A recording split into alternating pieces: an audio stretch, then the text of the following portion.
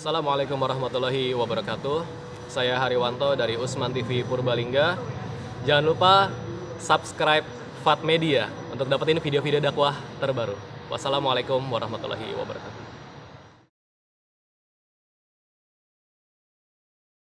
Bismillahirrahmanirrahim. Yang saya hormati Bapak Wali Kota Lubuk Linggau. Subhanallah, saya hanya beberapa menit kumpul sama beliau, tapi dapat banyak manfaat tentang apa sebenarnya yang harus dilakukan seorang pemimpin.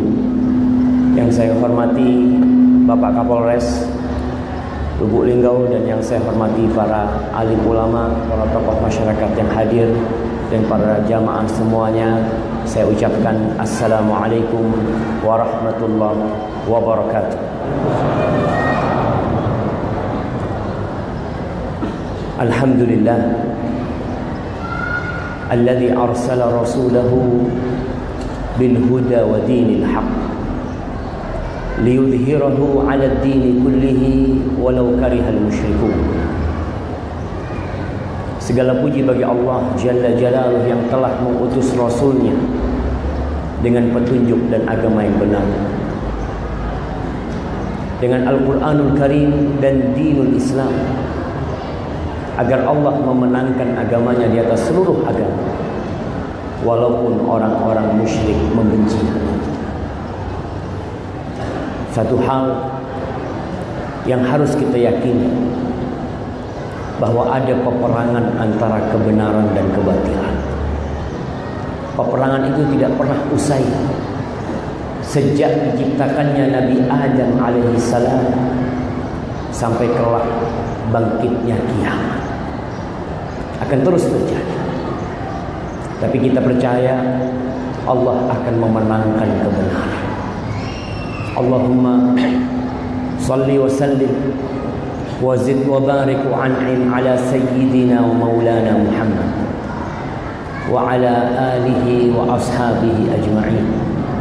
Ya Allah, semoga salawatmu, salam, berkah dan nikmatmu senantiasa kau curahkan untuk hamba kekasih, untuk baginda Nabi kita Muhammad sallallahu alaihi wasallam, yang mungkin kita tidak pernah melihat, dan entah apakah Allah akan memperkenankan bagi kita untuk melihat wajah Rasulullah sallallahu alaihi wasallam. Beliau pernah mengatakan, inna min ahabbikum ilayya wa aqrabikum minni majlisan yaumal qiyamah ahasinakum akhlaqan.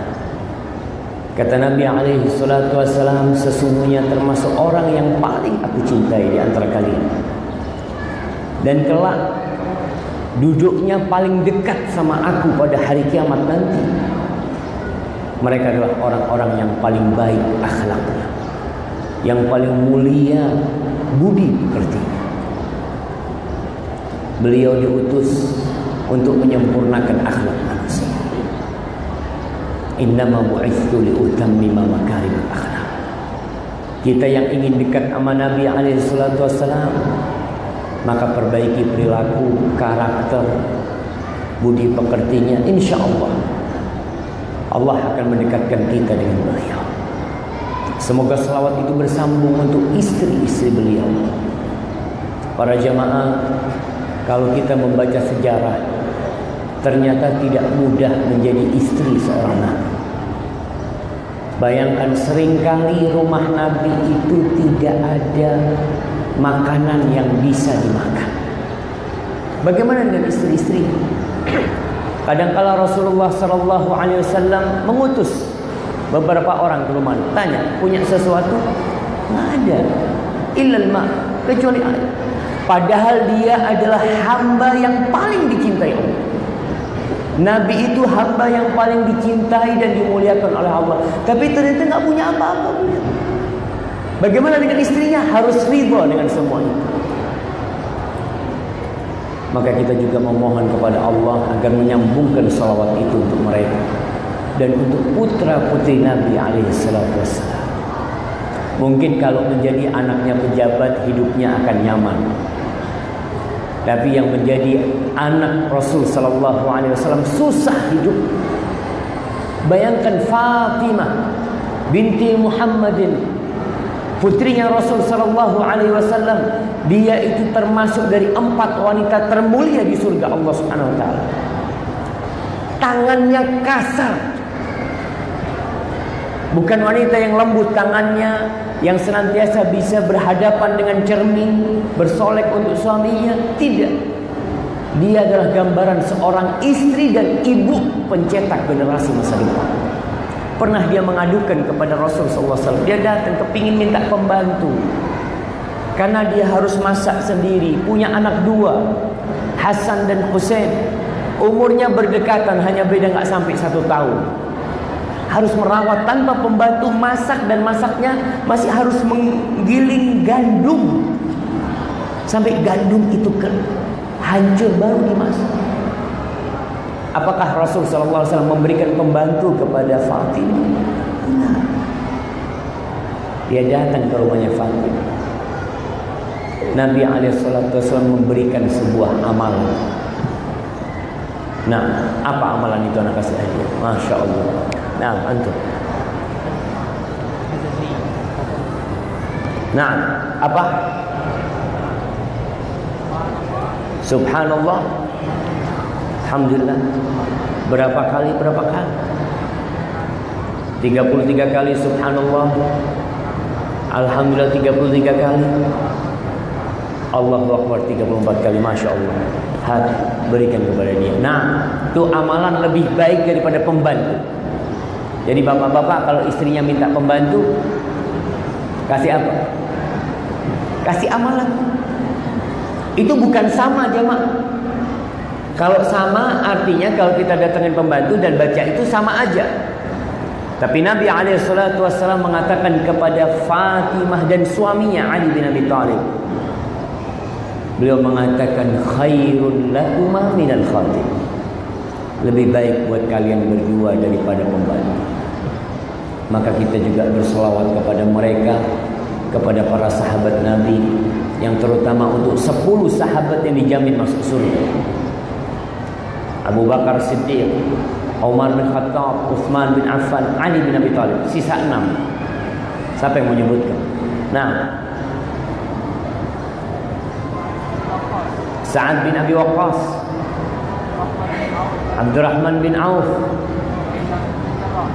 Abu Ubaidah Amir bin Jarrah, Sa'id bin Zaid. 4.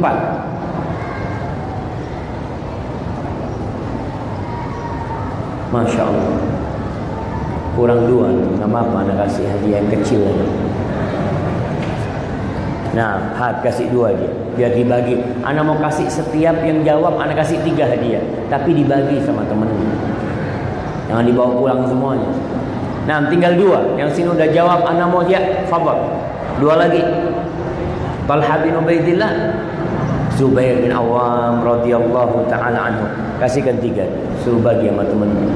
Jemaah rahimakumullah, tuh 10 sahabat yang dijamin masuk surga. Kalau kita berbicara tentang masyarakat yang madani, kita ingin linggau madani, linggau mengaji, itu tema kita hari ini. Maka paling tidak seluruh penduduk linggau tahu dengan 10 sahabat yang dijamin masuk surga. Mereka tidak kenal hanya dengan Spiderman, Batman, apalagi Iron Man. Semuanya man-man, yang semuanya kebohongan dan dusta. Kita hidup tidak dengan kebohongan. Kita membangun negeri ini tidak dengan dusta, tapi dengan realita. Contoh tuh 10 sahabat yang dijamin masuk surga. Pasti.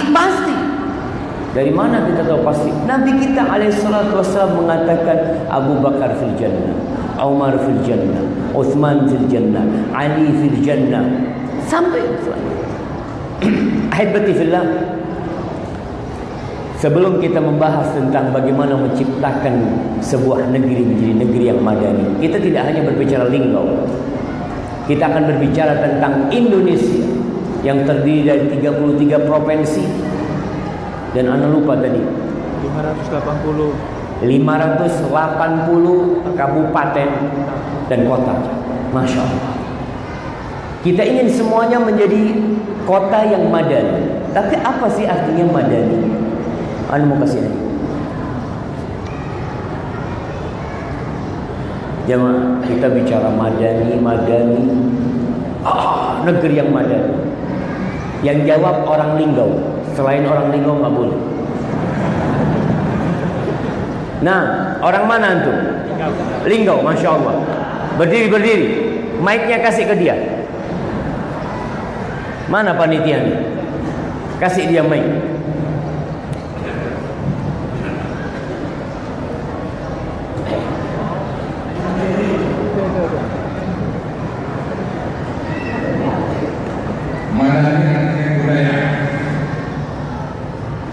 Jadi Linggau Madani artinya wilayah Linggau. Budaya. Yang membetulkan ini Bapak Wali Kota. Benar enggak Pak maksudnya Madani kayak gitu Pak? Budaya doang artinya Madani itu.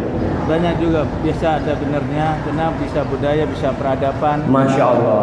Kasih hadiah kalau itu. Masya Allah. Kasih ke dia. Allah.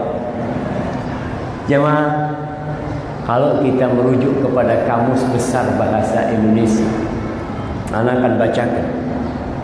Soalnya kita kalau ingin mengetahui sesuatu arti, itu merujuknya kepada kamus. Disebutkan di Kamus Besar Bahasa Indonesia beberapa makna madani, diantaranya menjunjung tinggi nilai, norma, hukum yang ditopang oleh penguasaan iman, ilmu dan teknologi yang berperadaban. Itu yang kita maksudkan negeri yang madani. Negeri yang menjunjung tinggi nilai norma. Karena terus terang nilai-nilai kebaikan mulai hilang. Orang tidak berpikir lagi benar dan salah, baik dan buruk, tapi berpikir menang atau kalah. Dalam berdagang itu yang dipikirkan. Dalam berbisnis itu menang atau kalah. Dalam berpolitik pun yang mereka jadikan ukuran menang atau kalah, bukan baik atau salah, benar dan salah, baik atau buruk, tidak. Sedangkan negeri yang madani itu menjunjung tinggi nilai kebaikan, norma-norma, hukum yang ditopang dengan apa? Dengan nafsu dan syahwat, tidak. Sehingga siapa yang berkuasa, maka hukum akan dijadikan alat untuk mempertahankan kekuasaan, tidak. Tapi hukum ini ditopang oleh penguasaan iman. Ada iman dan ilmu. Iman gak cukup. Karena kalau kita tahu yang pertama Allah turunkan itu apa? Iqra. Iqra itu sarana untuk menguatkan iman dan menambah ilmu. Sedangkan kita yang mengaku umat yang madani masih jauh dari babul Iqra. Kita lebih suka mendengarkan. Kalau anda boleh tanya, berapa buku yang sudah antum hatamkan? Al-Quran berapa kali antum baca dalam sehari? Padahal itu tuh salah satu penopang sebuah negeri untuk menjadi madani. Dan teknologi yang berperadaban. Artinya kalau teknologi nggak ada peradabannya, hancur negeri itu. Kita menghadapi sebuah realita yang sangat menyedihkan. Negeri kita merdeka berapa tahun? Anak kasih hadiah. Yang tahu negeri kita merdeka pakai Hijriah. Kita tuh Bung Karno membacakan proklamasi itu hari Jumat bulan Ramadan. Banyak yang nggak tahu. Jemaah, kalau satu masjid nggak ada yang tahu, Masya Allah. Nah, Hijriyah, kita bicara Hijriyah, tanggal berapa, bulan, tahun berapa kita merdeka? Tahun berapa?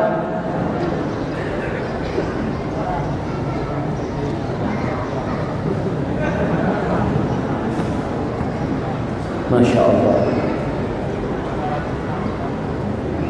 1367.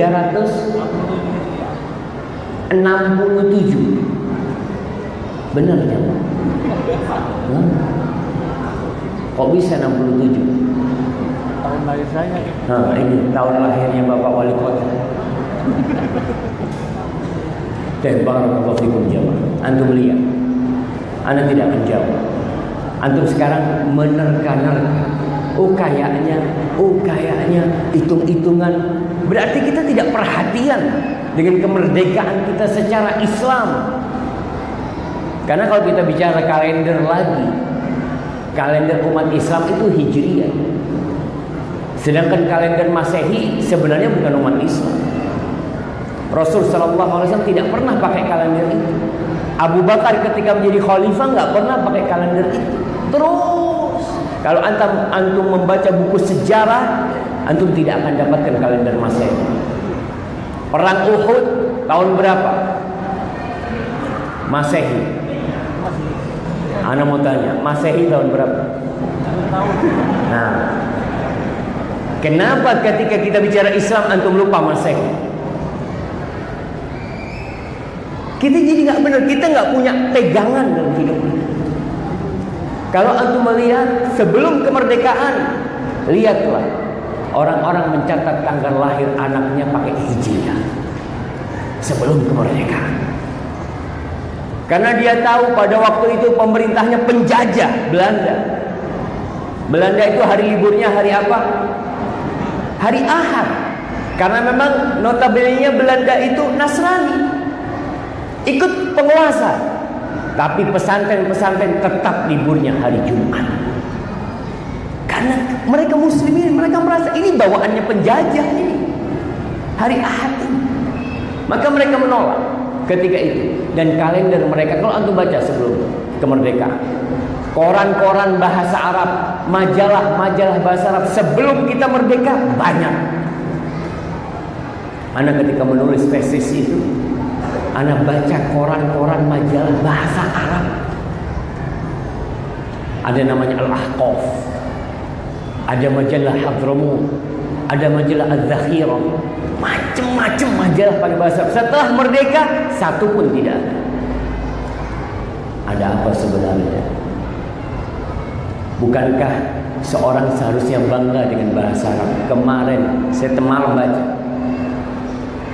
Raja Salman datang ke Denpasar, disambut oleh pemerintah. Salah satu yang menyambut itu tokoh agama Katolik, Romo, yang menyambut, ngomong sama Raja Salman pakai bahasa Arab. Romo, antum bisa bayang? Ternyata dia lulusan Mesir, belajar bahasa Arab, padahal dia non Muslim jemaah. Ada apa non Muslim belajar bahasa Arab? Kita yang Islam nggak bangga dengan bahasa Arab. Kita bicara sebuah negeri yang hendak kita bangun dengan apa sebenarnya? Ahibati fillah, 71 atau 72 tahun yang lalu sebenarnya kita telah merdeka. Tapi kalau kita menilik dan melihat kondisi negeri kita, tingkat keimanan dan ketakwaan, baik itu rakyat atau pejabat, ya masih sangat rendah. Apa buktinya Ustaz? Ya buktinya kita lihat kasus praktek kesyirikan masih banyak. Masih ada orang yang menyembelih sapi untuk lautan. Masih ada. Kalau itu non muslim, tafadhol. Tapi kita bicara Islam. Setiap sholat kita mengatakan inna sholati wa nusuki wa mahyaya wa mamati buat siapa? Lillahi rabbil alamin. Tiap hari kita ikrar, sesungguhnya sholatku dan sesembelihanku, hidup dan matiku buat siapa? Lillahi rabbil alamin. Tapi praktek pencari kesugihan masih banyak. Masih ada beberapa daerah, beberapa pegunungan yang orang datang ke sana untuk mencari kesugihan. Nggak tahu di Linggau ini, mudah-mudahan sudah tidak ada orang yang mencari kesugihan. Sekte-sekte sesat tumbuh berkembang di negeri kita. Itu MUI, subhanallah. Saya pernah bertemu dengan salah satu ketua MUI, cerita kita capek Ustaz. Muncul sekte-sekte sesat. Ada yang ngaku nabi, ada di Cianjur yang ngaku Nabi Idris. Allah, capek MUI kok ngurusin yang kayak gini. Seharusnya itu udah nggak ada. Tapi kenapa itu ada? Karena nggak mengaji. Ada lagi yang namanya Ahmad Musaddiq. Ingat antum, yang mengaku sebagai Rasulullah, dan itu memiliki pengikutnya. Kalau orang kayak gitu, ana rasa ya kita nggak heran. Ada sebuah pepatah mengatakan khalif tu'raf. Kalau kau ingin populer, ya kau berusaha menyelisihi masyarakat, kau akan populer, orang akan kenal. Yang jadi masalah ternyata pengikutnya Ahmad Musaddiq banyak,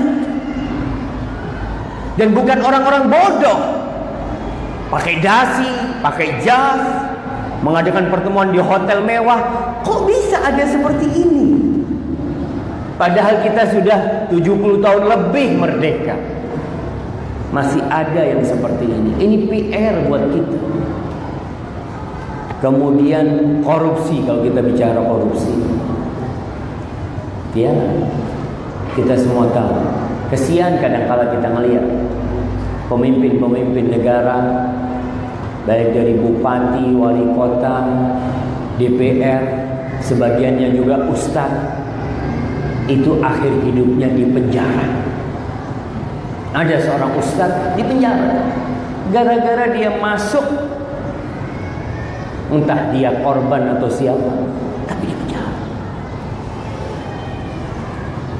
Prostitusi, perzinaan, na'udzubillah min dzalik, ditutup memang beberapa, tapi ternyata prostitusi online berjalan. Akhirnya undang-undang harus dirubah. Memikir ada undang-undang cybercrime, bikin lagi. Sibuk memikirkan yang seperti kapan kita akan maju, kapan negeri ini akan maju. Ditambah lagi akhir-akhir ini pemikiran komunis muncul lagi. Ada usaha untuk menghilangkan film 30S. Iya, 30 September itu ingin dihapuskan karena apa? Oh, nggak ada PKI itu. PKI itu bukan ancaman negara. Itu hanya permainan penguasa. Subhanallah. Kemudian narkoba. Kalau antum lihat kebanyakan yang di sini ada Pak Kapolres. Wah, mudah-mudahan informasi yang anda terima tidak salah. Kebanyakan yang di penjara itu kasus narkoba. Kalau sudah narkoba ke yang lainnya, mencuri, merampok, begal, awalnya dari narkoba. Dan negeri kita menjadi pasar empuk untuk narkoba. Generasi muda kalau kita lihat, yang ke masjid dengan yang ke tempat lain, Masya Allah. Anda lihat di Lubuk Linggau ini banyak organ tunggal. Sana ketemu organ tunggal lagi, sana organ tunggal, Masya Allah.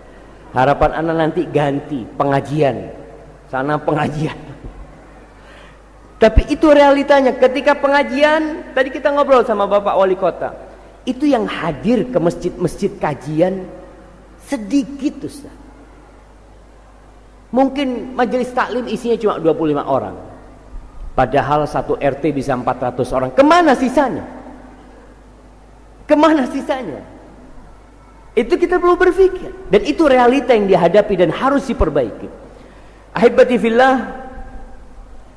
sebagian lagi muncul teror-teror atas nama agama.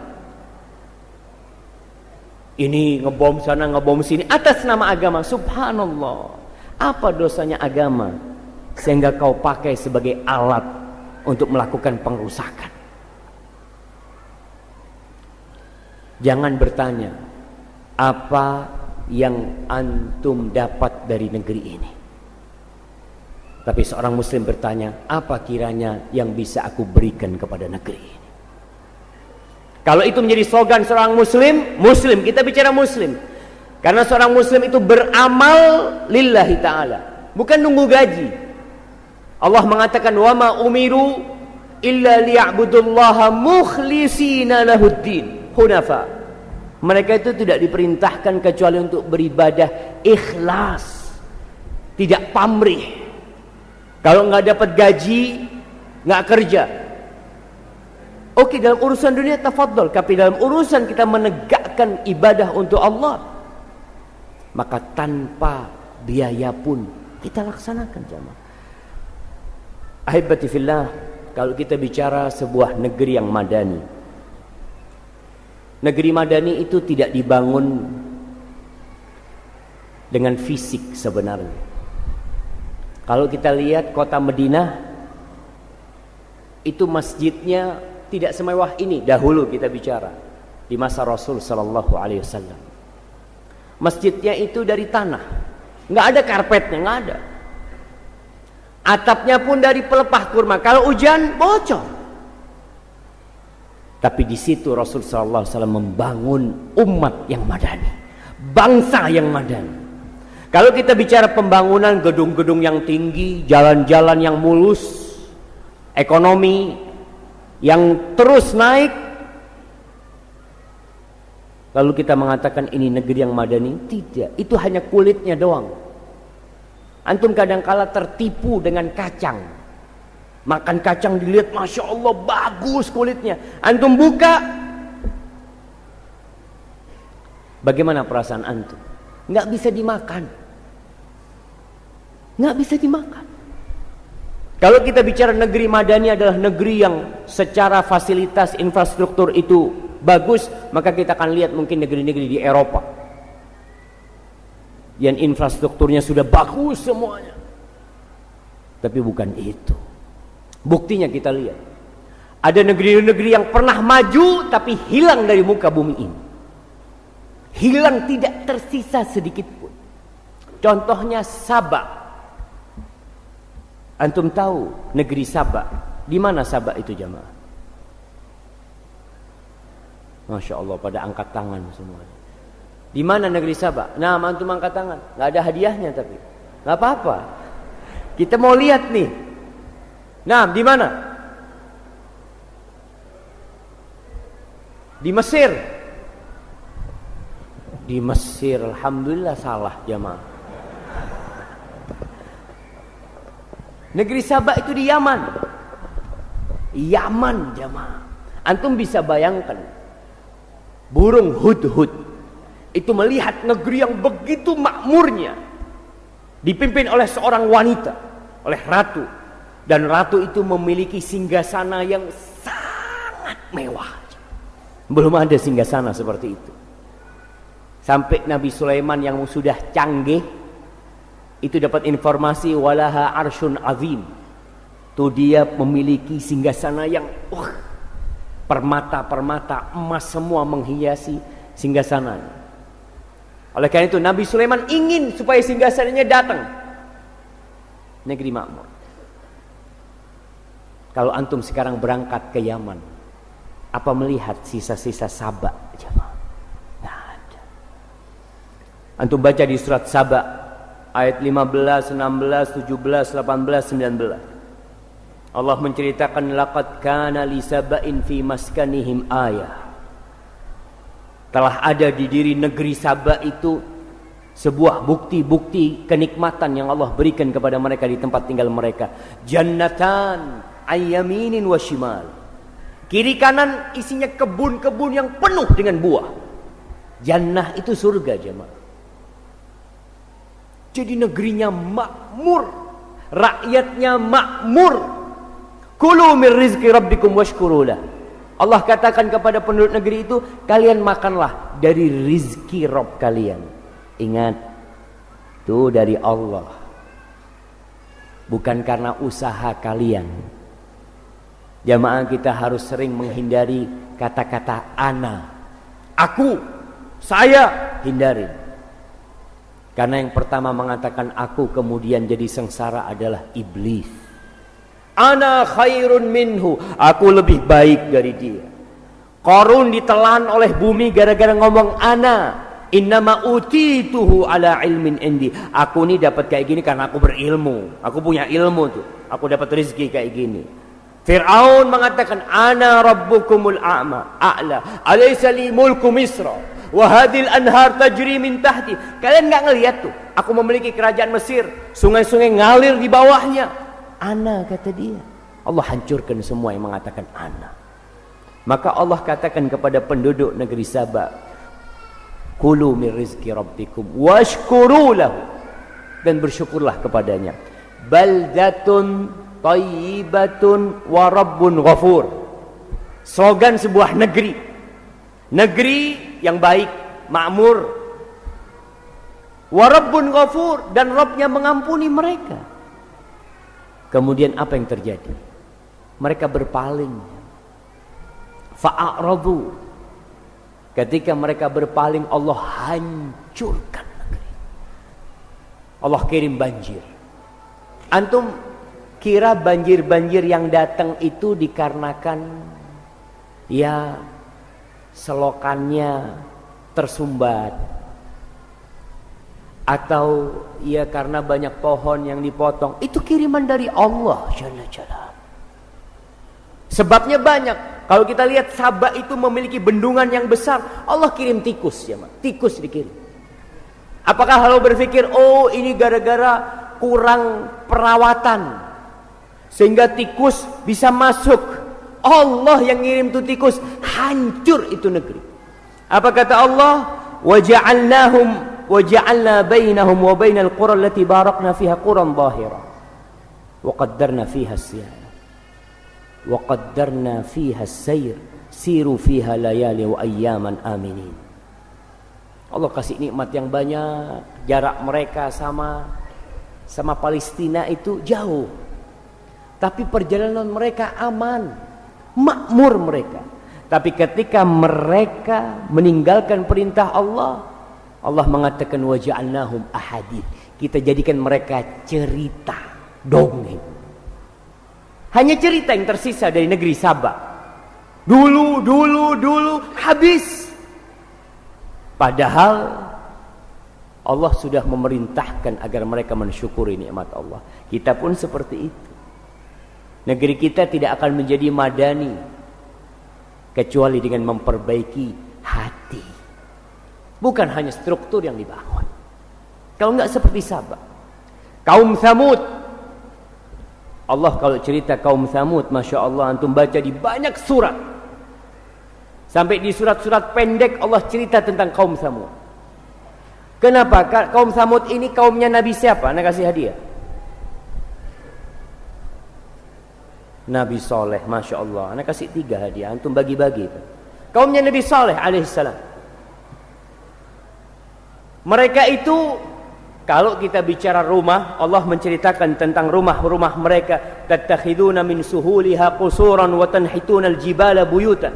Gunung itu dipahat, jamaah. Daerah-daerah lembah.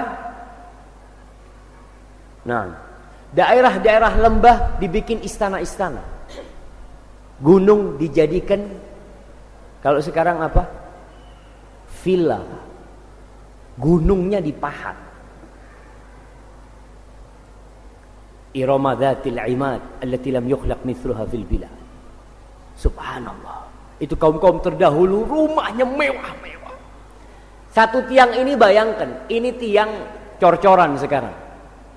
Dipasangin oleh marmer mungkin. Dulu satu tiang itu marmer semua.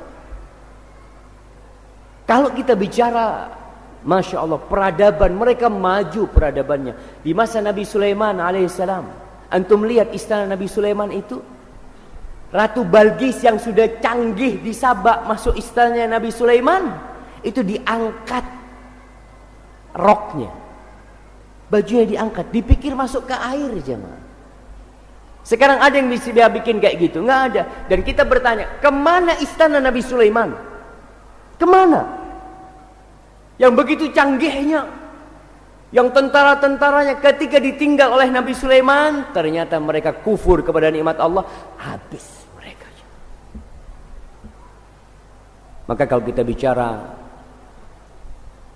infrastruktur, iya, kita perlu memperbaiki untuk memberikan kemudahan kepada pembangunan. Memang susah, beberapa negeri yang kita lihat harga semen sampai 1 juta katanya di tempat itu. Perlu diadakan infrastruktur. Tapi yang perlu dibangun bukan hanya itu. Itu hanya kulit. Yang perlu dibangun itu isi kulit itu. Para sahabat Nabi bukan orang kaya. Memang ada sebagian yang kaya, tapi sebagian di antara mereka bajunya hanya satu. Hanya satu. Ada yang cuma sarung, nggak punya baju. Dia hanya punya sarung. Ingat dengan kisah sahabat yang mau menikah, disuruh cari cincin dari besi. Kau cari walaupun cincin dari besi. Sampai rumahnya nggak ada apa-apa. Makanan nggak ada. Akhirnya dia mengatakan, ya Rasulullah, nggak ada apa-apa. Gimana kata dia, kalau sarungku jadi mahar? Kata Rasulullah SAW, kalau sarungmu jadi mahar, kau pakai apa? Maka Nabi SAW bertanya kepada dia, kau punya hafalan Quran enggak? Punya. Ya, kau ajarkan kepada istrimu. Aku nikahkan kau dengan istrimu, dengan hafalan Quranmu, kau ajarkan kepada dia. Bayangkan, secara fisik gak punya, tapi di hatinya membawa Al-Quranul Karim.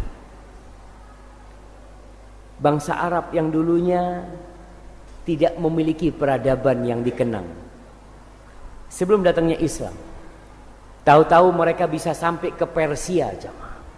Raja Persia, Kisra, Yazdajar itu bingung. Kalian ini kok bisa kayak gini, kata dia. Mereka datang menuju ke Kisra untuk menyebarkan Islam ke sana. Romawi yang merupakan peradaban paling terkenal pada masa itu, Persia dan Romawi, semuanya hancur dan hilang. Persia habis jadi negeri Islam. Kenapa? Romawi, Konstantinopel, kita lihat Konstantinopel jemaah, yang sekarang menjadi Istanbul. Kenapa kok bisa jadi negeri Islam? Karena mereka kufur kepada Allah Subhanahu wa taala. Ahibati fillah, Allah berfirman di surat Al-A'raf menceritakan bagaimana agar negeri itu menjadi negeri yang madani. Di ayat 96. Nah, sebelum ana baca itu, mohon agar jamaah maju ke depan lagi. Masya Allah. Jamaah, kayaknya antum harus berdiri semuanya. Berdiri supaya juga nggak capek antum duduk. Semuanya berdiri jamaah, semuanya berdiri. Bismillah, ana juga ikut berdiri, nggak apa-apa.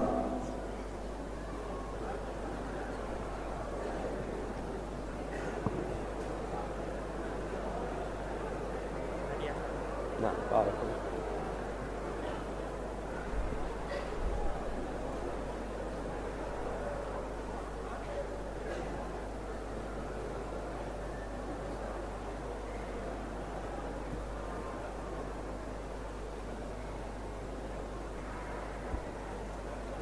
iya, silakan duduk. Masya Allah, ternyata banyak tempat kosong jemaah. Jadi masyarakat yang madani itu tidak pernah kekurangan makan, tidak pernah kekurangan tempat. Nih contoh ya, sebelum anda bacakan surat Al-A'raf ini, kita kadangkala kalau makan bersama dapat satu piring, ternyata jumlah jamaah yang datang banyak. Ada yang nggak dapat, ada yang nggak dapat.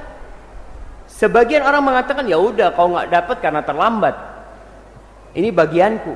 Rasul sallallahu alaihi wasallam mengajarkan tidak seperti itu. Ta'amul wahid litsnain, makanan satu orang untuk dua. Jadi nggak ada istilah kurang. Ketika kurang langsung fadhol, ini makan satu piring sama anak. Kau saudaraku, apa masalahnya? Begitu pula tempat. Insya Allah nggak ada istilah kekurangan tempat. Walaupun sekarang duduk antum nggak nyaman, mungkin sebagian pahanya naik ke paha temennya, tapi bismillah, kita nggak lama jemaah, kita nggak lama, dan kita dalam kondisi aman, tentram, hanya untuk memberikan tempat bagi saudara-saudara kita. Barakallahu fikum. Di surat Al-A'raf ayat 96. Kalau antum pulang bawa ayat ini aja dari kajian ini, ana sudah senang banget. Bawa ayat ini pulang. Untuk membangun linggau yang madani. Allah berfirman, "Walau anna ahlal qura amanu wattaqau la fatahna 'alaihim barakatim minas sama' wal ard. Walakin kadzdzabu fa akhadnahum baghtatan bima kanu yaksibun." Kata Allah, andai kata penduduk negeri itu beriman. Tadi kita bicara, madani itu landasannya penguasaan iman. Wattaqau, bertakwa, nih nilai-nilai, norma-norma yang bukan haknya tidak diambil. Dia tahu batasan-batasan dia. Oh, ini punya tetanggaku, aku tidak akan ambil, aku tidak akan mengganggu tetanggaku. Banyak kasus mindah patok tanah, nggak ada seharusnya di negeri yang madani. Wattaqau, dia bertakwa kepada Allah. Inilah yang perlu ditanamkan kepada diri masyarakat. Umar bin Khattab radhiyallahu taala anhu itu sering, apa istilahnya sekarang kalau jalan malam ke kampung-kampung, belusuan, ronda. Malam hari dia datang ronda bersama mantan budaknya Aslam. Dia capek, udah tua Umar bin Khattab. Dia bersandar di temboknya orang. Bukan mau nguping, bukan, cuma sedang capek menyandarkan punggungnya. Ternyata dia dengar suara dari dalam rumah itu. Suara itu mengatakan, "Qumi ilal laban famdhiqih bil ma." Wahai putriku, kau campur itu susu sama air. Kau sana campur. Ini udah mau subuh, mungkin mau jualan susu. Apa katanya putrinya? "Ya Ummah, ama arafti azma amiril mu'minin?" Apakah kau enggak tahu, Ummah, pengumuman dari Amirul Mukminin Umar bin Khattab, bahwasanya enggak boleh lagi kita mencampur susu sama air. Kita bersusu. Apa kata ibunya? "Nah, innaki fi makanin la yaraki Umar." Nah, kau sekarang ada di tempat yang Umar tidak di atas. Artinya lakukan itu sudah. Ibunya ini sedang menanamkan di dalam hati anaknya takut kepada pejabat. Takut kepada, ya kalau ada polisi barulah kita laksanakan. Kadang-kadang kan orang gitu. Kalau ada polisi kelihatan, oh sabuk pengaman. Dia takutnya sama polisi. Tidak takut kepada Allah Subhanahu wa ta'ala. Ini ibu mengatakan kepada anaknya, kau di tempat yang gak kelihatan sama Umar. Apa kata putrinya? Wahai ibunda, di mana Tuhannya Umar bin Khattab? Masa aku hanya taat ketika ada dia dan tidak taat ketika tidak ada dia, sedangkan Allah melihat. Kalau ini yang ditanamkan di masyarakat, selesai jemaah. Iman ditanamkan, takwa kepada Allah Subhanahu wa ta'ala, sehingga orang itu akan hidup qanaah. Nggak ada lagi iri-irian. Nih contoh iman dan takwa. Allah katakan, andai kata mereka beriman bertakwa, kami bukakan barokah. Sering kita dengar cari berkah, Ustaz. Iya, yang dicari berkah. Kalau harta banyak nggak berkah, nggak ada gunanya. Antum punya uang 1 triliun, siapa ini? Antum mau punya uang 1 triliun? Stroke tapi. 1 triliun antum? Masa nggak mau? Baik, siapa yang mau mobil Alphard? Ana mau bagi-bagi. Insyaallah untuk ada Omar. Nah, antum mau? Mobil Alphard 3. Mau 3? 4. Kita kasih 4, tapi kakinya 2 putus. Pakai kursi roda. Naik Alphard tapi pakai kursi roda, mau? Nggak ada yang mau. Kita tuh berpikir nikmat itu jumlah, bukan jumlah, barokah cuma. Dan Allah katakan di sini, la fatahna alaihim barokat. Berkah. Dari mana? Minas sama wal ard. Dari langit Allah turunkan, dari bumi Allah keluarkan. Dan negeri kita ini Masya Allah jemaah. Tapi kenapa hasil buminya tidak berkah? Negeri yang kaya, sampai ada orang Arab bingung ngelihat orang Indonesia jadi TKI. Kata dia, kau jadi TKI? Subhanallah, aku ke negerimu sepanjang mata memandang hijau. Kau kesini jadi TKI di negeri yang gersang. Jarak antara Mekah Madinah itu 435 km. Itu semuanya batu dan padang pasir. Kalau mau lihat rumah, ada beberapa ekor onta, ada beberapa tumbuhan, sedikit sekali. Tapi kenapa nggak ada orang Saudi yang kerja di Indonesia? Jadi TKI di Indonesia, TKS, tenaga kerja Saudi. Apa penyebabnya? Barokah. Di sana ada berkah. Hujan jarang turun di sana, tapi Allah bukakan pintu berkah buat mereka. Sebelumnya Saudi ini mereka kerja ke Yordania.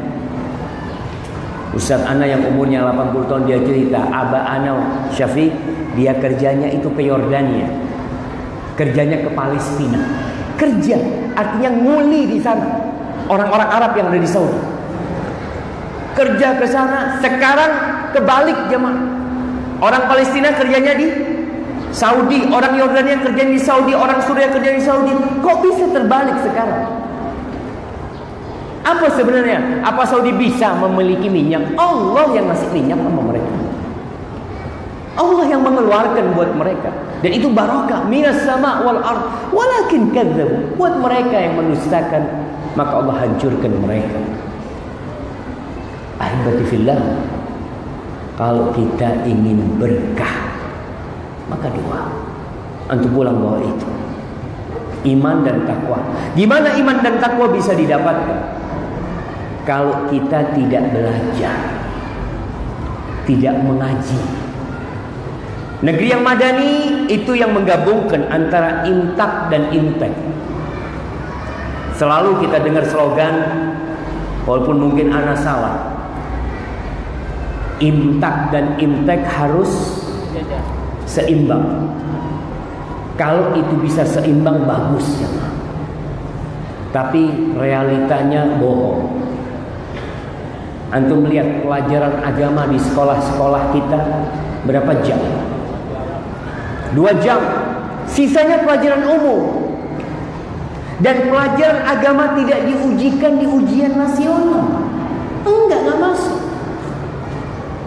Kalau kita bicara sama, ya sama. Pelajaran agama 2 jam, umum 2 jam. Ustaz, yang umum banyak Ustaz. Yang umum ini ada matematika, ada IPS, ada IPA, ada kimia, ada macam-macam lah. Yang agama kan cuma agama Islam, subhanallah. Islam itu jauh lebih banyak daripada pelajaran umum. Ada tauhid, akidah, ada fikih, ada hadis, ada apa lagi? Ada waris. Semua ilmu dalam Islam ada semua. Yang jadi masalah, agama kadang-kala memang disampingkan. Kalau kita bicara imtak jemaah, masalahnya di imtak. Teknologi kita alhamdulillah sudah canggih. Tapi karena kita tidak beriman kepada Allah dan tidak bertakwa, kacau.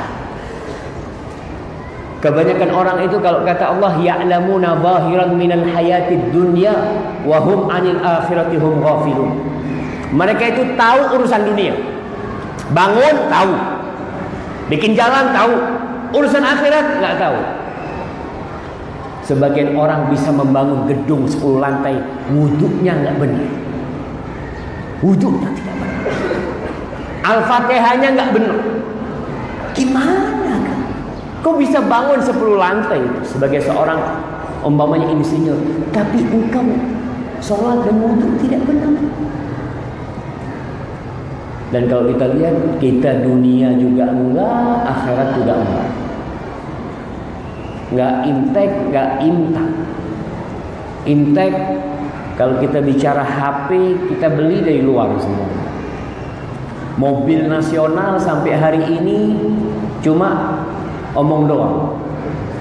Kita sudah bikin mobil nasional. Dulu Ustaz ada Timor, zamannya Pak Harto. Siapa yang bikin Timor itu? Wallahu a'lam bishawab. Kemarin ada rencana SMK, nggak jadi lagi. Entah nanti ke depan ada rencana-rencana apa lagi. Wallahu a'lam. Kalau anda lihat kenapa Imteknya nggak maju, Imtaknya nggak ada, duitnya habis duluan. Iya cuma itu subhanallah. Di Jember itu yang namanya landasan pacu, landasan apa, pesawat terbang itu bertahun-tahun dibangun nggak jadi-jadi. Sampai akhirnya jadi, ganti bupati, alhamdulillah. Akhirnya ganti bupati selesai. Setelah puluhan tahun. Ada apa sebenarnya? Kenapa kita seperti itu? Tuh, masalahnya di Imtek. Imtek gampang belajarnya, insya Allah. Kita bisa datangkan profesor-profesor, kita gaji, datangkan ke sini. Ajarin tuh, ajarin bikin pesawat, ajarin bikin mobil, ajarin bikin HP. Subhanallah, kita ini jumlahnya 200 juta, semua HP-nya rata-rata dari luar semua. Ada yang pakai HP made in Indonesia, artinya semuanya dari Indonesia. Ana mau kasih hadiah. Masya Allah. Jamaah, yang HP-nya semuanya dari Indonesia, ana kasih hadiah besar. Gak usah tanya jawab sih. Bukti kita bicara. Kita bangga kalau pakai iPhone. Kita bangga kalau pakai Samsung. Dari mana semua itu? Antum tahu negeri yang bikin Samsung itu lebih besar dari Indonesia atau Indonesia lebih besar dari mereka? Kita lebih besar dari negeri itu jemaah. Masya Allah, 5 menit lagi jemaah. Baik, tenang. Karena ada break makan-makan ya. Masya Allah. Baik, kita ada masalah di situ. Imtek dan Imtak nggak jalan bersama. Kita bicara Imtek pun kita selalu fokus ke pelajaran umum, nggak masalah, asalkan digarap tuh keimanan, sehingga anak ini nanti jadi insinyur yang beriman, jadi dokter yang beriman kepada Allah Subhanahu Wa Taala, bukan dokter yang suka memberikan obat kepada pasiennya walaupun tidak dibutuhkan pasien. Nah, kasih vitamin ini. Kenapa? Karena dokter kalau banyak jualin obat bisa keluar negeri, dapat sponsor nanti dari mana-mana. Itu terjadi. Di mana? Di negeri kita. Ahibatifillah, yang terakhir nih sebelum kita break. Bung Karno sebelum kemerdekaan pada tahun 1930 Hijriah apa Masehi? Masehi. Beliau menulis di Harian Suluh Indonesia tentang ciri-ciri ekonomi negeri jajahan. Pertama, kata beliau, negeri tersebut dijadikan sebagai sumber bahan baku murah oleh negara-negara industri dan kapitalis yang menjajah. Katanya tuh kopi, 8 kopi terbaik dunia itu ada di Indonesia. Coklat, Masya Allah. Di Eropa tumbuh nggak coklat ya Pak? Kita yang kirim bahan mentah selalu ke Swiss, ke Belanda, kirim sampai sini. Jadi apa? Jadi coklat yang jadi. Kita kirim murah, mereka jual mahal sama kita.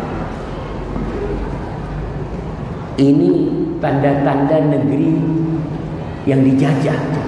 Ini perkataan Bung Karno sebelum kemerdekaan. Jadi yang pertama, bahan baku dari negeri kita dijual ke negeri lain, nanti dibalikin lagi ke negeri kita. Yang kedua, dijadikan sebagai pasar untuk menjual produk-produk hasil industri negara penjajah. Itu tadi yang kedua. Kita hanya jadi konsumen. Yang ketiga nih yang kita rasakan sampai sekarang. Negeri jajahan dijadikan tempat memutarkan kelebihan kapital mereka demi mendapatkan rente. Apa rente itu? Rente itu riba. Negeri-negeri luar banyak duitnya, dipinjamkan kemana? Ke kita. Indonesia butuh duit, fadol, silahkan. Berapa butuhnya? 100 triliun kita kasih. Mereka kelebihan dana di sana. Mereka pinjamkan ke kita sehingga kita suruh bayar bunga mereka. Ini Bung Karno mengatakan tahun 1930. Berapa tahun yang lalu. Dan ternyata kalau kita lihat, kita udah merdeka. Perubahan setelah kemerdekaan dengan di zamannya Bung Karno tidak jauh berbeda. Apa sebenarnya masalahnya dengan kita? Negeri subur, hasil tanahnya Masya Allah makmur, tapi masih banyak rakyat miskin. Ingat, iman dan takwa. Yang lainnya datang. Orang-orang Arab tidak terlalu pinter-pinter dalam teknologi, tapi mereka bikin sebuah fakultas yang profesor-profesor di seluruh dunia yang top-top dipanggil sama dia. Ada sekolah Khol namanya kalau nggak salah itu, Jamiatul Malik Abdullah. Orang Indonesia belajar ke sana sekarang. Wallahu a'lam bishawab. Tapi intinya kita harus mengaji, belajar, dan nanti kita mungkin singgung tentang keutamaan menuntut ilmu agama. Ilmu umum bagus bermanfaat, tapi ilmu agama tentunya untuk dunia dan akhirat. Hadza wallahu a'lam bissawab wa sallallahu ala nabiyyina Muhammad wa ala alihi wa sahbihi wasallam. Alhamdulillah. Wassalatu wassalamu ala Rasulillah, amma ba'd. Ahibati fillah. Bapak Wali Kota yang saya hormati, Bapak Kapolres dan para jamaah rahimakumullah. Rasulullah sallallahu alaihi wasallam ketika hijrah meninggalkan Mekah, pergi beliau sampai Madinah, apa yang pertama beliau bangun? Rumahnya, rumah istrinya, rumah anaknya? Tidak. Yang pertama beliau bangun adalah rumah Allah. Ini pelajaran buat kita semua. Kalau kita ingin menjadi negeri yang madani, maka dirikan rumah Allah yang pertama kali. Beliau membangun Masjid Quba. Beliau masuk pada hari Senin. Setelah itu beliau melanjutkan perjalanan pada hari Jumat menuju ke tengah jantung kota Madinah. Sampai sana beliau nggak punya rumah. Beliau numpang di rumahnya seorang sahabat. Siapa nama sahabat itu? Anak kasih hadiah. Siapa namanya?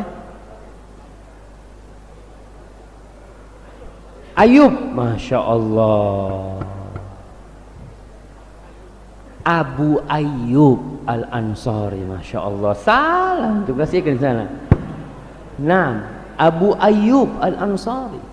Beliau numpang. Rumahnya Abu Ayyub bukan rumah yang besar jemaah, kecil, tapi beliau ridho tinggal di situ. Lalu beliau mengatakan kepada para sahabatnya, "Huna insyaallah al-masjid." Di sini kita bangun masjid di dekat rumahnya Abu Ayyub Al-Ansari. Mulailah dibangun Masjid Nabawi. Kenapa masjid yang pertama dibangun? Karena sentral semua kegiatan itu di masjid. Kantor negara di masjid. Tawanan perang di masjid. Latihan perang di masjid. Musyawarah semuanya di masjid. Sekolah di masjid. Kenapa kau di masjid?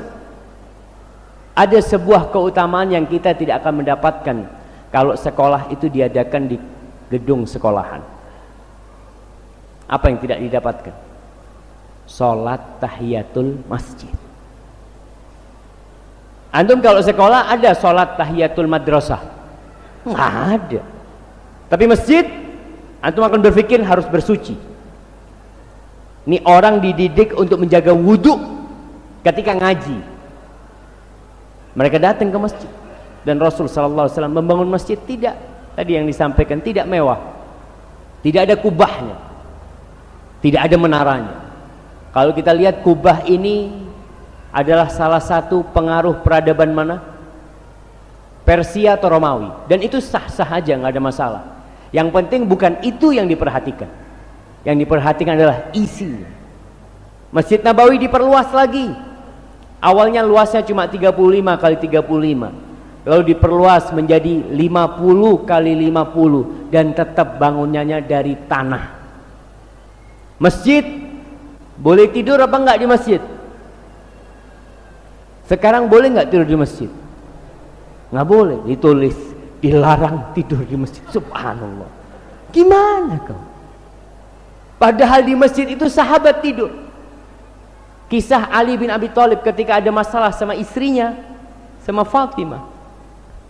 Nabi bertanya kepada Fatimah, "Aina ibnu ammiki?" Di mana anak pamanmu? Kata Fatimah, tadi marah sama aku kemudian tidak tidur siang di rumah. Dicari sama Rasulullah SAW. Ternyata tidur di mana? Di masjid. Ada tulisan dilarang tidur di masjid? Nggak ada. Kenapa sekarang dilarang tidur di masjid? Karena masjidnya mewah. Karena masjidnya bagus. Karena banyak barang-barang yang takut dibawa lari. Berarti yang harus dibina orang-orangnya, supaya mereka tidur di masjid, mereka jaga kebersihan. Bayangkan Rasul sallallahu alaihi wasallam melihat ada ludah di tembok masjid, beliau bersihkan sendiri sallallahu alaihi wasallam, untuk mengajarkan kepada umatnya, kalau kalian tanggung jawab menjaga rumah Allah ini. Nabi sallallahu alaihi wasallam bersabda, "Al-masjidu baitu kulli taqi." Masjid itu rumahnya semua orang yang bertakwa. Maka kita perlu bertanya, lebih sering ke masjid apa lebih sering ke pasar? Kebanyakan orang ke masjid hanya sepekan sekali, Jumat. Tapi ke pasar tiap hari.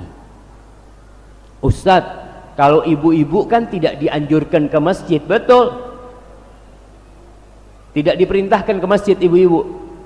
Dan ibu-ibu juga tidak dianjurkan ke pasar. Sama. Bahkan pasar itu tempat yang paling dibenci oleh Allah Subhanahu wa taala. Masjid itu tempat yang paling dicintai Allah Subhanahu wa taala. Masjid buat apa? Apa buat sholat 5 waktu? Tidak, buat semua kegiatan. Yang terpenting adalah pengajian. Karena itulah yang dilakukan oleh Rasul sallallahu alaihi wasallam. Selesai sholat, beliau sampaikan kepada para sahabatnya. Beliau ngobrol sama para sahabatnya. Kalau antum melihat hadis-hadis Nabi yang banyak itu, di mana didapat oleh para sahabat? Rata-rata di masjid. Sekarang bagaimana kita mencontoh supaya masyarakat Linggau seperti masyarakat Madinah pada masa itu? Sama, selesai sholat, kalau bisa ada kajian. Kalau tidak ada kajian, baca buku hadis.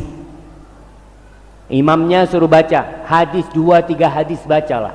Habis sholat asar, habis sholat maghrib, tapi tiap hari. Sehingga orang selama 1 tahun sholat berjamaah di masjid, kalau tiap hari 1 hadis, 1 tahun dapat 360 hadis. Dapat dia tuh. Insya Allah karakternya berubah. Insya Allah kepribadiannya berubah. Dan menuntut ilmu ini memang salah satu tujuannya adalah untuk merubah karakter seseorang. Cerita di Astra, Jakarta sana, di tempatnya Toyota kebetulan. Kemarin saya ketemu sama panitia kajian. Ustadz, kita mulai kajian di Astra itu tahun 93, kalau enggak. Dan sampai hari ini pengajian itu tetap ada. Padahal general manajernya non muslim. Kenapa kok bisa tetap dijaga?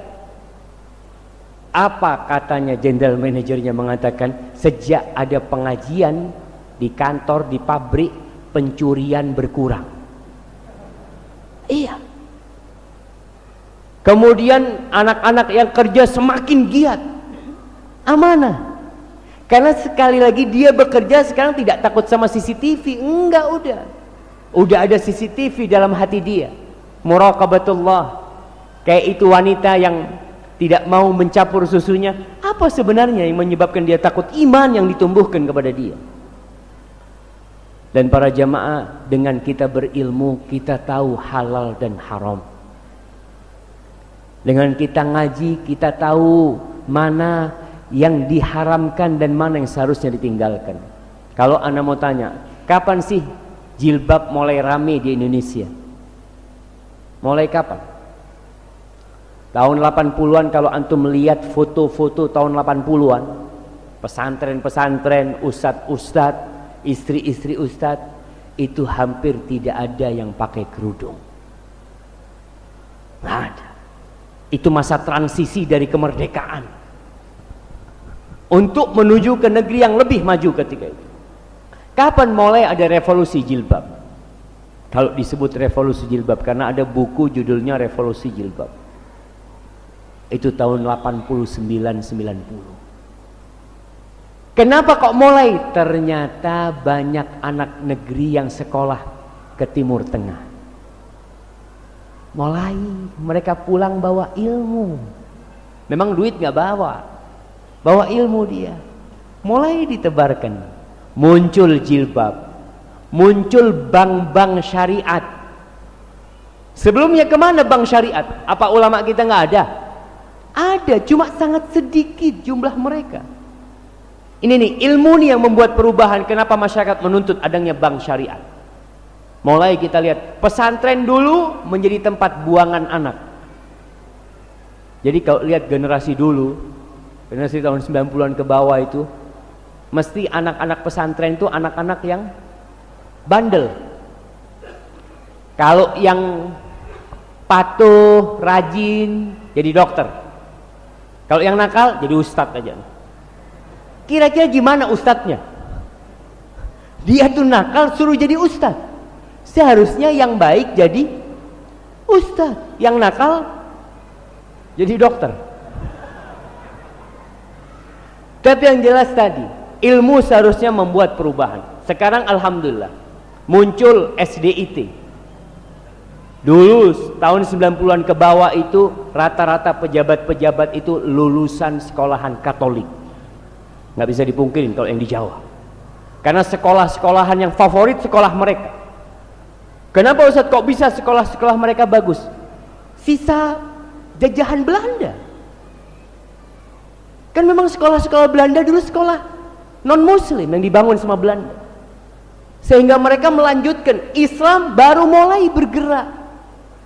Pesantren-pesantren dulu Masya Allah mesti gatel-gatel yang sekolah di pesantren. Sekolah Islam kumuh orang-orangnya, iya dulu kita melihat sejarah itu. Sehingga banyak orang kaya tidak suka memasukkan anaknya ke sekolah Islam. Tapi sekarang berubah, kita lihat orang-orang berduit sudah berpikir bagaimana memberikan pendidikan Islam kepada anaknya. Pesantren-pesantren Islam ada yang sekali uang masuknya 60 juta. Ustaz, masa belajar agama mahal? Tidak, ada yang gratis. Jangan takut antum. Ada yang gratis. Itu yang mahal buat yang punya duit. Antum jangan maksa untuk murah semuanya. Karena kalau murah kadangkala pelayanannya tidak bagus. Tapi intinya pendidikan Islam itu harus terus digalakkan. Di mana? Di rumah Allah. Di Arab jamaah, di Madinah itu tidak ada pesantren. Tidak ada pesantren. Saya lihat sendiri tidak ada pesantren. Terus kok banyak orang-orang yang hafid Al-Quranul Karim. Mereka nggak masuk pesantren. Hafalan Qurannya itu di musola-musola. Jadi anak itu pagi sekolah sampai zuhur. Sampai zuhur. Nggak full day, nggak. Itu kita bicara imtak dan imtek. Cukup dia sampai zuhur. Habis asar sampai isya ngaji. Jadi anak nggak di pesantren, lulus SD hafal 30 juz. Di mana? Di musola. Di musola, bukan di masjid ya, masjid besar oke lah jelas. Musola-musola itu tempat tahfidz. Maka ini yang perlu digerakkan. Kalau tadi Bapak Wali Kota cerita sama ana, alhamdulillah ada 200 masjid yang dibangun, dibantu pembangunannya, tinggal pembangunan secara maknawinya. Bagaimana masjid itu menjadi sentral semua kegiatan umat Islam, tahfidz Quran semuanya di situ. Jadi orang tua dia mengontrol anaknya, ustadz juga mengontrol anaknya. Kalau di pesantren kan udah ditinggal sama orang tuanya, nggak tahu anak tuh jadi apa. Anaknya kabur kemana, ustadz satu ngurus anak 10. Kadang-kala marah sama ustadz, ustadz gimana anak punya anak ini ustadz? Kata ustadznya, bu saya pegang 10 anak, ibu pegang anak 1 nggak bisa. Iya. Maka kadang-kala kita harus sinergi lah semuanya. Tokoh-tokoh agama, para umara, dan saya sungguh sangat berbahagia sekali bisa duduk bersama Bapak Wali Kota dan Bapak Kapolres untuk membangun negeri ini menjadi negeri yang madani. Apa yang kita bisa berikan? Kajian setiap selesai maghrib, kajian setiap selesai subuh, digalakkan semuanya. Baca kitab hadis, baca tafsir Al-Quranul Karim, tanamkan kepada mereka cinta kepada Al-Quranul Karim. Karena apa? Karena Rasul sallallahu alaihi wasallam mengatakan, Innallah yarfa'u bihadzal kitab aqwaman wa yadau bihi akharin. Allah akan mengangkat umat dengan Al-Quran, dan Allah akan merendahkan umat gara-gara Al-Quranul Karim. Jadi negeri ini tidak akan pernah makmur dan sentosa apabila Allah tidak menurunkan rahmatnya kepada kita. Maka kita pada hakikatnya mencari rahmat Allah, mencari ridha Allah dengan belajar dan mengaji. Al-Qur'annya dibaca, hafalan Qur'annya ditambah. Kalau bisa setiap tambah umur tambah 1 surat. Berarti orang umur 50 tahun berapa surat hafal? 50 surat. Tapi kadangkala kita kalau surat nggak perlu loh Ustaz, yang penting fulusnya tambah. Kita selalu ingin naik gaji, kita selalu ingin naik pangkat, tapi untuk Al-Quran niat nggak ada. Niat doa gitu, ya Allah aku kepingin hafal juz amma, nggak ada. Kenapa? Karena ilmu nggak ditanamkan kepada mereka. Maka kita perlu menjadikan negeri ini negeri yang mengaji, terus belajar. Dan semalam ana sampaikan, orang Islam kalau belajar Islam benar akan jadi rahmatan lil alamin. Tapi kalau orang Islam belajar Islam sepotong-sepotong akan jadi balak dan musibah. Dia akan berlebih-lebihan menjadi teroris, atau dia akan meremehkan menjadi liberal yang tidak memikirkan agama. Tapi orang Islam yang belajar benar akan menjadi moderat. Artinya dia tidak berlebih-lebihan dan dia tidak meremehkan. Dia akan menjadi seperti Islam yang diberikan kepada Rasulullah sallallahu alaihi wasallam. Hadza wallahu a'lam bissawab. Wa sallallahu ala nabiyyina Muhammadin wa ala alihi wa sahbihi wasallam. Kita mungkin masuk ke sesi tanya jawab. Tafadhal. Alhamdulillah, kita telah menyelesaikan sesi yang kedua, dan saat ini kita akan masuk ke sesi tanya jawab. Masuk saja Ustaz. Baik. Assalamualaikum Ustaz. Ana mau bertanya, bagaimana cara menasihati pemimpin? Ustaz. Nah, iya, kita bicara negeri yang madani. Negeri yang madani tentunya menjunjung tinggi nilai dan norma. Bagaimana memberikan nasihat kepada pemimpin? Pemimpin itu banyak. Ada pemimpin negara, ada pemimpin daerah, ada pemimpin sekolahan, ada pemimpin yayasan. Pokoknya bagaimana cara menasehati orang yang memiliki kekuasaan, ada caranya. Islam udah ngatur. Bagaimana caranya? Belajar. Baca tuh. Kita tidak hanya dengar dari orang, tapi kita kepingin tahu. Rasulullah sallallahu alaihi wasallam bersabda, "Man arada an yansaha lidhi sultanin fala yubdihi alaniyatan." Barang siapa yang ingin memberi nasihat kepada orang yang punya kekuasaan, siapa aja jemaah, tapi orang itu punya kekuasaan, fala yubdihi alaniyah, jangan terang-terangan ngasih nasihat. Wal ya'khudh biyadihi wal yakhlu bihi, hendaklah dia pegang tangannya, ajak berduaan. Afwan, ada yang ingin ana sampaikan. Kalau nasihat dia diterima, itu harapannya. Kalau tidak diterima, sudah. Tugas kita apa? Memberikan nasihat. Tidak terang-terangan jamaah. Ada orang yang memberikan nasihat kepada penguasa di atas mimbar. Kira-kira jangan penguasa, kalau antum punya salah, khotib ngasih nasihat antum di depan mimbar. Bapak-bapak tahu fulan, siapa nama antum? Aldi. Aldi ini tidak benar, bapak-bapak. Kira-kira antum nerima enggak? Padahal antum bukan penguasa, orang biasa. Orang biasa aja kalau dikasih nasihat di depan orang enggak mau jemaah.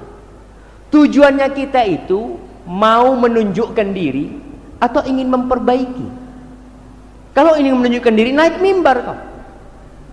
Kau sebutkan kejelekan-jelekan puasa, orang akan mengatakan, oh Masya Allah, pemberani fulan, Masya Allah.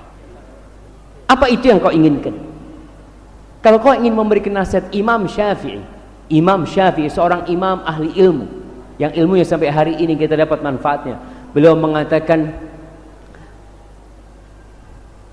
ta'ammadni binushika finfiradi wa jannibni nasihata fil jama'ah fa inna nusha amama an-nasi naw'un min al-fadihati la arda istima'ah fa in asaitani fa in a'radta wa asaita amri. Ana lupa tuh ucapan Syafi'i, tapi artinya gini nih.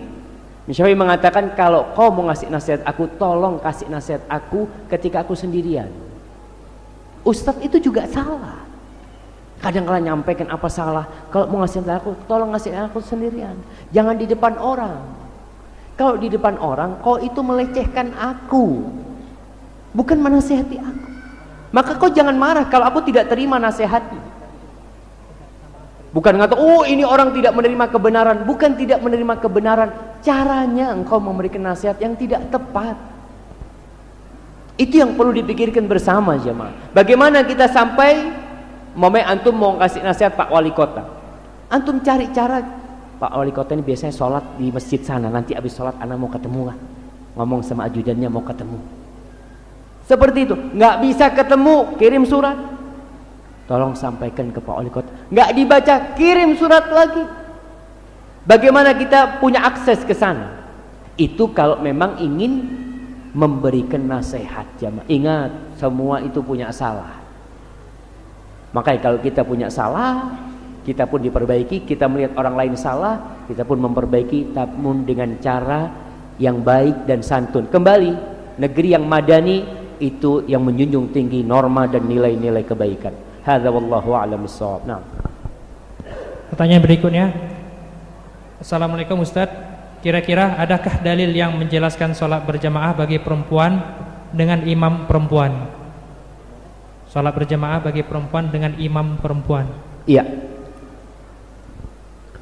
Yang pertama, para wanita tidak dianjurkan sholat ke masjid, tapi dianjurkan sholat di rumah. Sholat di rumah berjamaah boleh berjamaah, karena ada istri-istri Nabi yang sholat di rumahnya, ada wanita-wanita sahabat yang sholat di rumahnya dan dia jadi imam di sana. Mereka ada qomat, adapun adzan ikut adzan di masjid, mereka qomat dan sholat di rumah itu. Bagaimana keutamaannya? Apakah sama dengan lelaki? Tentunya berbeda. Lelaki dianjurkan sholat berjamaah ke masjid. Dia berjalan ke masjid, jadi melaksanakannya di dalam masjid. Kenapa? Inilah perbedaan tempat ibadah umat Islam dan tempat ibadah umat yang lain. Tempat ibadah umat Islam itu 5 waktu dikumandangkan panggilan. Dipanggil orang itu. Hayya 'alas shalah, ayo salat. Ayo salat. Jadi azan itu bukan hanya untuk menunjukkan masuk waktu salat, bukan. Disebut nida, panggilan supaya orang datang ke rumah Allah. Adapun ibu-ibu lebih utama salat di rumah. Lebih utama. Kenapa lebih utama di rumah? Wanita semakin tertutup semakin indah. Allah mengatakan waqarna fi buyutikunna. Kalian para wanita tinggallah di rumah kalian. Wala tabarrajna tabarrujal jahiliyatil ula. Kalau harus keluar, tolong dijaga penampilannya. Kalau harus keluar, jangan berpenampilan seperti penampilan orang-orang jahiliyah di masa itu. Maka bagi wanita, kata Nabi sallallahu alaihi wasallam, salatul mar'ati fi baitiha khairun min salatiha fi masjidi qaumiha. Salatnya wanita di rumahnya itu lebih baik daripada dia salat di masjid kampungnya. Masjid kampungnya dekat dia. Wa salatuha fi masjidi qaumiha khairun min salatiha fi masjidi. Salatnya wanita di masjid kampungnya itu lebih utama daripada salat di masjidku, kata Nabi SAW. Antum bisa bayangin, wanita kalau salat di Masjid Nabawi dapat berapa? Dapat 10.000. Kemudian kalau salat di masjid kampungnya lebih baik dari itu. Semakin wanita itu tidak menjauh dari rumahnya, semakin baik. Ini sabda Rasul SAW.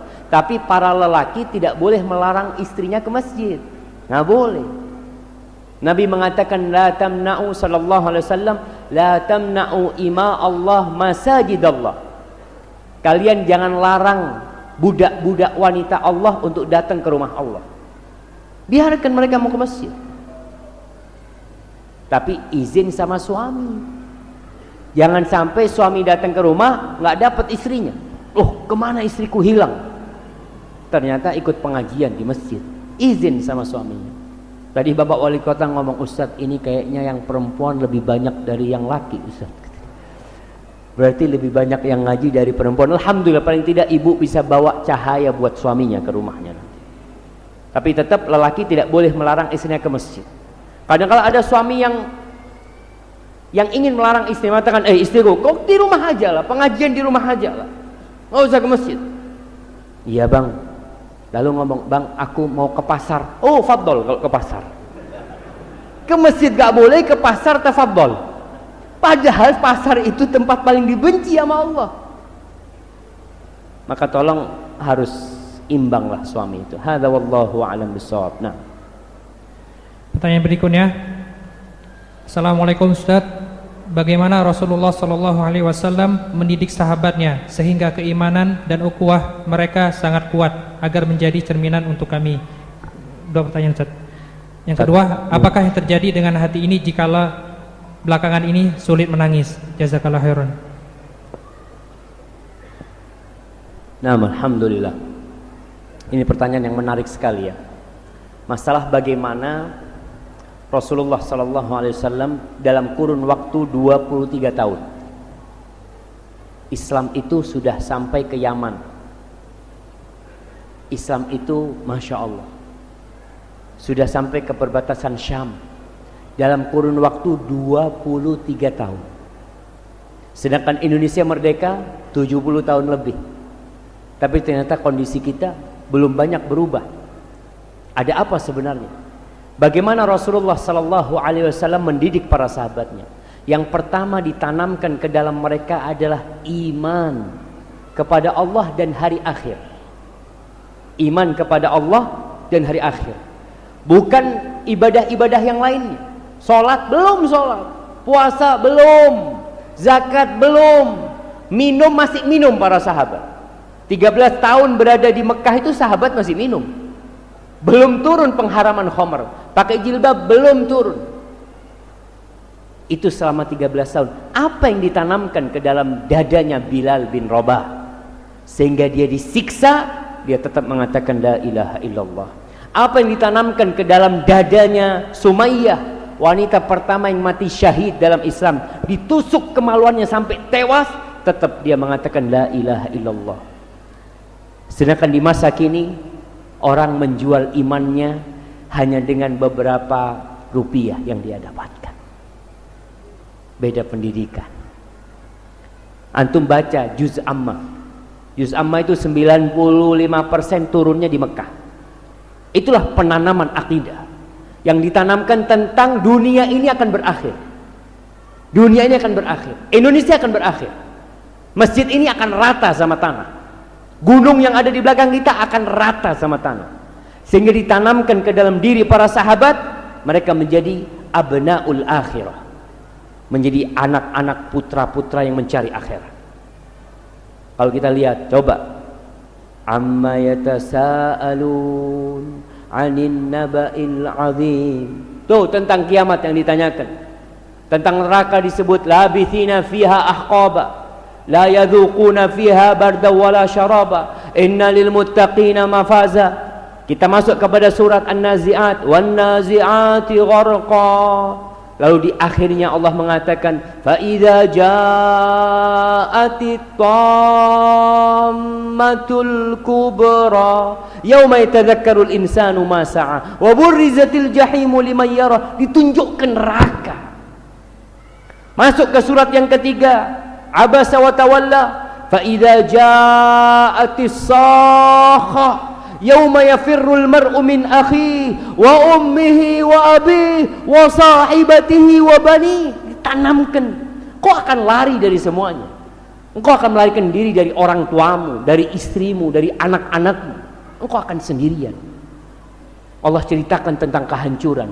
idza syamsu kuwirat, wa idza nujumu kadarat, wa idza jibalu suyirat, wa idza isyaru uttilat. Lanjut kepada surat idza samaun fatarat, terus ditanamkan. Kau akan mati, kau akan meninggalkan dunia ini. Alhaakumut takatsur hatta zurtumul maqabir. Al-qari'atu mal qari'ah, idza zulzilatil ardu zilzala. Terus ditanamkan. Sehingga mereka tahu, aku cuma sebentar di sini. Enggak lama. Untuk apa aku diciptakan? Itu yang ditanamkan. Dan beriman dengan hari akhir inilah yang memotivasi orang untuk beramal. Orang tidak akan mencuri. Kenapa? Allah tahu, Allah melihat. Kalau cuma urusan polisi sebentar, tapi nanti ada neraka. Maka dengan cara itu orang ini jadi hamba-hamba akhirat, tidak mengutamakan dunia. Rasul sallallahu alaihi wasallam sering jalan sama sahabatnya, jalan ke pasar. Pasar ini tempatnya orang mencari dunia. Lalu Nabi melihat alaihi salatu wasallam anaknya kambing. Kambing kecil mati cacat, bangkai. Dia pegang kupingnya kambing ini. Ayyukum yuridu hada bidirhamin. Seakan-akan beliau sedang jualan. Ini di pasar nih. Siapa yang mau beli ini 1 dirham? Kata para sahabat, siapa yang mau? Kata dia. Bangkai gitu kan. Kemudian ayyukum yuridu hada bila syai'. Siapa yang mau ini gratis? Sahabat ngomong, ya Rasulullah, ini kalau hidup binatang ini cacat. Kalau hidup, artinya orang mau memelihara nggak mau. Apalagi sudah jadi bangkai. Apa kata Nabi alaihi salatu wasallam? Lad dunya ahwanu 'ala Allah min hadza 'alaikum. Dunia itu lebih rendah di sisi Allah daripada ini di hadapan kalian. Antum kalau melihat rendahnya dunia ini ketika terjadi tsunami. Tsunami di Jepang, antum lihat tuh, kapal-kapal, mobil-mobil dibawa semuanya. Ada nilainya buat Allah? Nggak ada. Dan kita pun tidak menilai itu dunia, kita akan lari, nggak ada yang akan menyelamatkan rumahnya. Oh, duitnya ana ada di rumah, mobil ana, semua akan mengatakan nafsi, nafsi, nafsi, nafsi. Itu yang ditanamkan di diri para sahabat. Sehingga mereka menghadapi dunia ini, apapun yang terjadi, aku adalah hamba Allah dan aku hidup sebentar. Aku akan membangun sebaik mungkin negeriku ini, tapi untuk akhirat. Tadi orang memikirkan bangun masjid. Iya, jangan rumahnya dulu, masjidnya dulu. Karena rumah akan kau tinggal, tapi kalau kau bangun masjid, sampai mati di kuburan dapat tuh kau. Dapat istana nanti di surga Allah Subhanahu wa taala. Adapun pertanyaan kedua tentang masalah orang yang sulit menangis ya. Iya, hatinya keras kadang-kala jamaah. Di antara yang menyebabkan hati keras itu cinta dunia. Sering tertawa, sering bergurau. Antum datang ke kuburan lah. Datang ke kuburan. Ucapkan salam, antum lihat. Walaupun sekarang kadang-kala kuburan itu tidak mengikatkan kepada akhirat. Ada kuburan yang bagus-bagus, Masya Allah, keramiknya dari mana ini? Bukan kita ingat mati, ingat keramik nih. Ini beli di mana keramiknya? Ini bermasalah memang. Padahal kuburan itu tempat mengingat akhirat. Orang di kuburan pun berlomba dunia. Itu sudah hidup yang berbeda jemaah. Biarpun mereka rata dengan tanah, kasih tanda batu atau batu nisan, selesai. Sebagai tanda ini kuburan bapakku. Tapi kau kalau mau bangun, bangun kuburan itu sebelum mati dengan amal soleh. Sehingga kau mati, kuburanmu luas. Ada AC. Ini masjid katanya mau pasang AC. Antum kalau kepingin kuburannya pakai AC, antum pasang AC di masjid sini. 3 nih, biar dingin nanti aku di kuburan. Nggak apa-apa. Tapi jangan pasang AC di kuburan antum. Pasangnya di masjid. Hadza wallahu a'lam bissawab. Nah. Baik. Kepada para jemaah kami mohon agar lebih maju lagi dan lebih merapat lagi karena banyak saudara kita yang tidak dapat tempat duduk. Baik. Pertanyaan berikutnya Ustadz. Ustadz, gimana cara menghilangkan sifat yang mudah marah? Yang mudah marah. Iya. Sebenarnya masih banyak tempat jamaah. Cuma kadang-kala jalannya ditutup. Jadi orang nggak bisa menuju ke tempat yang kosong. Sebelah kanan itu Anda lihat ada tempat kosong ya. Jadi tolong dikasih jalan yang di sebelah kiri Anas itu pintu, dikasih jalan sehingga orang yang dari sana, karena sebelah sini ini toilet apa. Nah, bagaimana menghilangkan sifat marah ya? Masyarakat yang madani, masyarakat yang bisa menahan emosi. Orang kalau marah, apakah masalahnya jadi selesai? Nggak jadi selesai. Anak ingat dulu pernah memberikan contoh. Kita bicara marah, bicara tali simpul. Nah, antum lihat tali simpul ini. Marah itu seperti badai. Badai itu walaupun sebesar apapun tidak akan membuka tali simpul. Dia akan mematahkan, tapi membuka tali nggak bisa. Begitu pula marah. Bagaimana kita menyelesaikan masalah? Bagaimana tali simpul ini bisa dibuka? Dengan duduk tenang, antum buka pelan-pelan. Antum buka, selesai. Rasulullah SAW ketika ada seorang sahabat bertanya, "Ya Rasulullah, ausini, aku minta wasiat kepadamu." Datang kepingin minta wasiat. Apa wasiat dari Rasul sallallahu alaihi wasallam? La taghdab. Kau jangan marah. Subhanallah, jauh-jauh datang wasiatnya cuma jangan marah. Minta, ya Rasulullah tambah lagi. La taghdab, jangan marah. Minta lagi, tetap satu nasihatnya, jangan marah. Kenapa? Antum kalau lihat perceraian terjadi gara-gara marah. Pembunuhan kadang-kala terjadi gara-gara marah. Anak mukul orang tuanya gara-gara marah. Marah ini tidak menyelesaikan masalah. Dan ingat, marah itu ada beberapa macam. Satu, marah yang dapat pahala. Itu marah karena Allah. Melihat hal-hal yang dilarang, dilanggar, kita marah karena Allah. Yang kedua, marah karena Allah dan karena diri kita. Contohnya ana dikatakan, oh Ustadz kambing nih. Ana marahnya karena Allah apa karena sunnah Nabi yang dicela? Bisa jadi antara itu. Berarti dia nggak dapat pahala karena marahnya ada unsur nafsu dia. Yang ketiga, marah karena diri sendiri. Ini nggak dapat pahala. Bagaimana untuk membiasakan diri tidak marah? Nabi SAW mengatakan, "Idza ghadiba ahadukum falyaskut."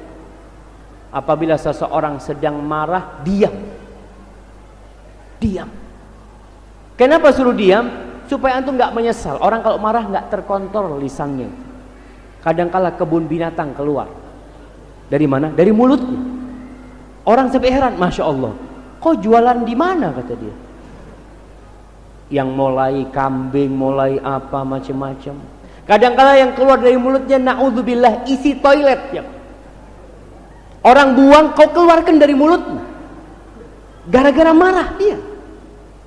Maka Nabi SAW mengatakan, falyaskut, diem. Karena kalau kau mengatakan, istriku kau cerai, jatuh cerai, jangan. Padahal engkau sebenarnya tidak ingin menceraikan. Namun karena marah kau mengatakan itu. Diam. Kemudian mengatakan, a'udzubillahi minasyaitonirrajim. Kita berlindung kepada Allah dari syaitan. Karena syaitan yang membisik-bisikkan, kau kalau nggak marah terlihat rendah engkau. Engkau akan dilecehkan. Akhirnya kita pura-pura marah. Karena bisikan syaitan. Yang ketiga, kalau kita berdiri, kalau kita marah dalam kondisi berdiri, duduk. Kalau dalam duduk masih marah, rebahan nanti. Dan ada riwayat mengatakan berwudu. Maka berusaha kita menahan emosi, kemudian mengingat pahala. Aib, ana mau kasih hadiah. Apa pahalanya orang yang menahan emosinya selain surga? Surga jelas. Ada sesuatu yang lebih khusus. Orang yang nggak nahan marah pun insya Allah masuk surga. Tapi ada satu kekhususan buat orang yang menahan amarah. Gimana? Dapat istana. Anda baru dengar. Betul hadisnya itu. Antum baca. Nggak apa-apa kalau antum benar, ana kasih hadiah. Kasih nggak apa-apa. Mudah-mudahan benar dia jamaah ya. Ustadznya kadang-kadang ilmunya terbatas. Nah, antum. Ya. Yang keras suaranya. Bisa? Nah, ini nih jamaah. Masya Allah. Kirim ke belakang sana. Bisa milih bidadari. Bisa milih. Artinya kalau nanti antum tidak ngahan amar, antum dikasih aja nih bidadari buat kau. Dilihat, ya Allah, insya Allah semuanya cantik jamaah. Tapi kalau orang disuruh milih, bayangkan. Falyatakhayyar min khairil huril ain. Suruh pilih mana aja. Dan ingat ibu-ibu, ini ada sebuah pesan indah buat ibu-ibu. Kenapa suami atau lelaki yang bisa menahan emosinya itu disuruh milih bidadari? Para ulama menjelaskan pada hakikatnya wanita ini salah satu maksud diciptakannya mereka adalah menyerap emosi suami. Jadi kalau suami marah di luar, ibu jangan marah di rumah. Datang ke rumah, bang, kok ada apa marah-marah di sini? Iya, seharusnya ibu ini menyerap emosi dia di luar. Lagi marah sama anak buahnya, sama siapa. Sampai rumah, bang, sini bang, duduk sini. Mau yang panas apa yang hangat? Jangan yang dingin. Barakallahu fikum. Nah. Pertanyaan berikutnya, apa yang harus kita lakukan terhadap para pencandu narkoba yang ada di lingkungan kita? Subhanallah jamaah. Iya. Pertama, kita tahu bahwasanya ra'sul fawahish, puncak dari perbuatan-perbuatan keji itu dulu adalah khamr, minuman keras. Artinya minuman yang menghilangkan akal manusia. Apa saja? Karena manusia ini jadi manusia ketika ada akalnya. Kalau nggak ada akalnya, dia itu lebih daripada binatang. Antum lihat orang gila. Antum kalau dikasih dua pilihan, merawat orang gila atau merawat sapi, antum pilih mana? Pilih sapi, ada manfaatnya. Ada manfaatnya. Tapi ini manusia kalau sudah otaknya hilang, orang narkoba itu sebenarnya sedang menggilakan diri. Dia sedang menghilangkan akalnya, sehingga dia tidak tahu dengan siapa yang di depannya. Kelakuan dia sudah, yang penting bagaimana dapat narkoba. Bagaimana sikap kita terhadap masyarakat tetangga kita yang mungkin narkoba. Yang pertama, memberikan nasihat kepada keluarganya, kepada orang tuanya. Kalau kita tidak bisa, ingat ada pihak yang berwajib. Kita ngobrol, Pak, di kampung kita ini ada model kayak gini, kayak gitu. Terus terang, ada orang yang bisa diperbaiki dengan Al-Quran. Ada. Artinya kita bacakan ayat-ayat Allah, dia sadar. Tapi ada orang yang tidak bisa diperbaiki kecuali dengan penguasa. Antum lihat orang main judi, main togel, antum datang, qala Allah Ta'ala, innamal khamru wal maisir wal ansab wal azam rijsun min amli syaitan. Khamar dan judi itu semuanya haram. Nggak boleh kalian. Kira-kira yang main judi ngeliatin antum gimana? Ya Ustaz, makasih Ustaz. Padahal dibacakan ayat-ayat Allah. Coba antum panggil Pak Kapolres, kelihatan dari jauh mobilnya doang, kabur mereka itu jemaah. Terbirit-birit.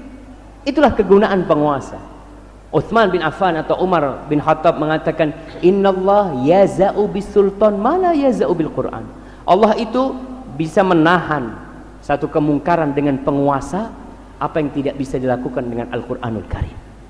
Maka pentingnya sekarang kerjasama dengan BNN. Iya, BNN. Kita sampaikan. Jangan sampai kita termasuk orang yang memelihara pelaku-pelaku kriminal. Karena dilaknat jamaah, man awa muhdithan, barang siapa yang menyembunyikan pelaku kriminal, disembunyikan walaupun keluarganya yang menyembunyikan, itu dilaknat oleh Allah Subhanahu wa taala. Maka kalau kita melihat teman-teman kita di lingkungan ada yang narkoba, karena terus terang narkoba ini nular jamaah. Narkoba itu nular. Nggak bisa kita berbicara yang penting ana, yang penting dia nggak ganggu ana, karena dia akan ganggu kita. Pelaku narkoba akan mengganggu, mau tidak mau, karena dia akan kehabisan uang, dia akan cari mangsa. Kadangkala dia nggak punya uang, dia datang kepada bandar narkoba, oke aku kasih, asalkan kau jual. Akhirnya yang awalnya pemakai jadi pengedar. Seperti itu terus. Maka kita harus bekerja sama dengan pemerintah setempat, dan alhamdulillah kita bersyukur pemerintah kita dia mengumumkan perang kepada narkoba. Walaupun sampai saat ini ya masih ada oknum-oknum yang perlu diluruskan untuk hal itu. Hadza wallahu a'lam bissawab. Nah. Pertanyaan berikutnya. Assalamualaikum Ustaz. Mohon nasihat Ustaz. Saat ini ana bekerja di perusahaan ribawi. Alhamdulillah semenjak belajar agama saya jadi tahu apa itu hukum riba dan serta dosanya.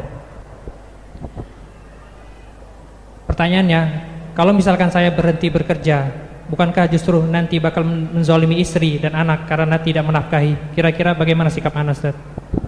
Subhanallah jamaah. Iya. Berkaitan dengan riba ya. Di antara yang menyebabkan negeri tidak madani, tidak barokah, itu riba. Apa buktinya? Antum baca nanti pulang dari sini surat Al-Baqarah ayat 275 sampai 281, di mana Allah mengumumkan perang kepada pelaku riba. Allah mengatakan kepada orang-orang yang beriman. Ini ayat turun setelah para sahabat masuk Islam di Madinah. Mereka dulu banyak melakukan riba, bahkan paman Nabi itu pelaku riba. Abbas bin Abdul Muttalib itu pelaku riba. Nabi menyebutkan nama Abbas secara jelas. Pertama, riba yang aku haramkan adalah yang aku letakkan ribanya pamanku. Ini agama bukan agama kelompok, bukan agama semua. Pamanku pelaku riba, nggak boleh lagi. Allah mengatakan ya ayyuhalladzina amanu taqullaha wa dharu ma baqiya minar riba in kuntum mu'minin. Wahai orang-orang yang beriman, bertakwalah kalian kepada Allah dan tinggalkan sisa riba kalau kalian beriman. Allah katakan kalau kalian beriman, artinya yang dihidupkan itu iman. Bukan karena kalian mendapatkan pekerjaan yang lebih enak untuk anak istri kalian, kemudian kita berhenti riba. Bagaimana dengan wanita-wanita yang jadi pelacur? Dia mengatakan, Ustaz, kalau anak berhenti jadi pelacur, anak-anak anak makan apa? Dia berpikir, ini kan sudah profesi anak, Ustaz, dan anak tidak ganggu orang kok. Subhanallah.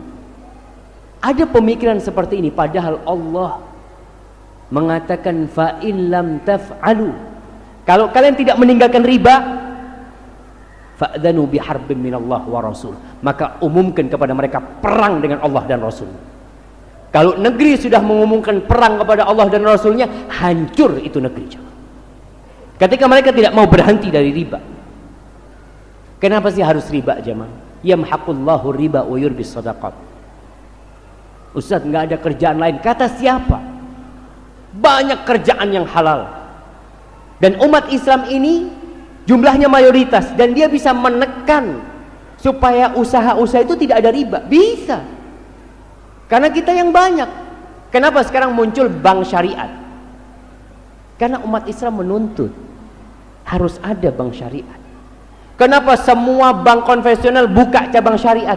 Karena kita yang nuntut, minta supaya ada bank syariat. Artinya seorang muslim ketika meninggalkan riba, mau tidak mau perusahaan itu akan berpikir, karena selama ini yang nabung di tempat dia, yang pinjam sama dia muslim, gimana saya memberikan kepada mereka sistem yang islami yang bisa mereka terima. Orang yang menyimpan duit di bank dapat nggak dosanya riba? Jamaah, kita bicara bank riba. Bank syariat alhamdulillah sudah mulai syariat. Kita harus kawal syariatnya, walaupun ada yang masih namanya doang syariat, tapi ke depan insya Allah mudah-mudahan jadi syariat. Antum punya uang 1 miliar ditaruh di bank, dosa nggak antum? Ustaz, untuk keamanan Ustaz. Ya, kalau untuk keamanan, ya antum ambil safety box, antum ambil duit itu belikan tanah, aman insya Allah. Tapi kalau antum letakkan di bank, mau tidak mau antum itu mendukung bank. Antum kasih modal sama bank. Bang, nih aku kasih 1 miliar. Kenapa orang kalau ngasih 1 miliar sama bank dapat kartu khusus, dapat hadiah. Kenapa? Karena kau kasih untung sama kita, makanya kita kasih hadiah. Maka usahakanlah, kalau kita punya uang lebih, belikan tanah. Kalau takut di rumah tidak aman karena banyak perampok atau macam-macam. Tapi kalau memang darurat Ustadz, ya sudah. Kalau memang itu untuk bisnis, dalam artian Ustadz, kita ini uang ini muter, nggak pernah dipakai sama bank, insya Allah nggak ada masalah. Artinya bank tidak pernah menggunakan kita untuk dipinjamkan ke orang duit kita. Kalau antum bekerja di perusahaan riba, antum mengatakan bagaimana dengan anak dan istri anak? Subhanallah. Rizki itu sudah ditentukan sebelum kau keluar dari perut ibu. Tinggal kau cari yang halal. Ada yang halal, ada yang haram. Ustadz, kata sebagian ustadz nggak apa-apa. Ya kalau antum mau kata sebagian ustadz, fadhol. Yang jelas Allah mengumumkan perang dan terbukti orang-orang yang melakukan riba nggak barokah hidup. Ada seorang general manajernya Hilton Mekah, namanya Ibrahim Al-Fatih. Anak ingat, anak ngobrol sama dia langsung, dia cerita. Dia cerita, anak dulu kuliah di Amerika.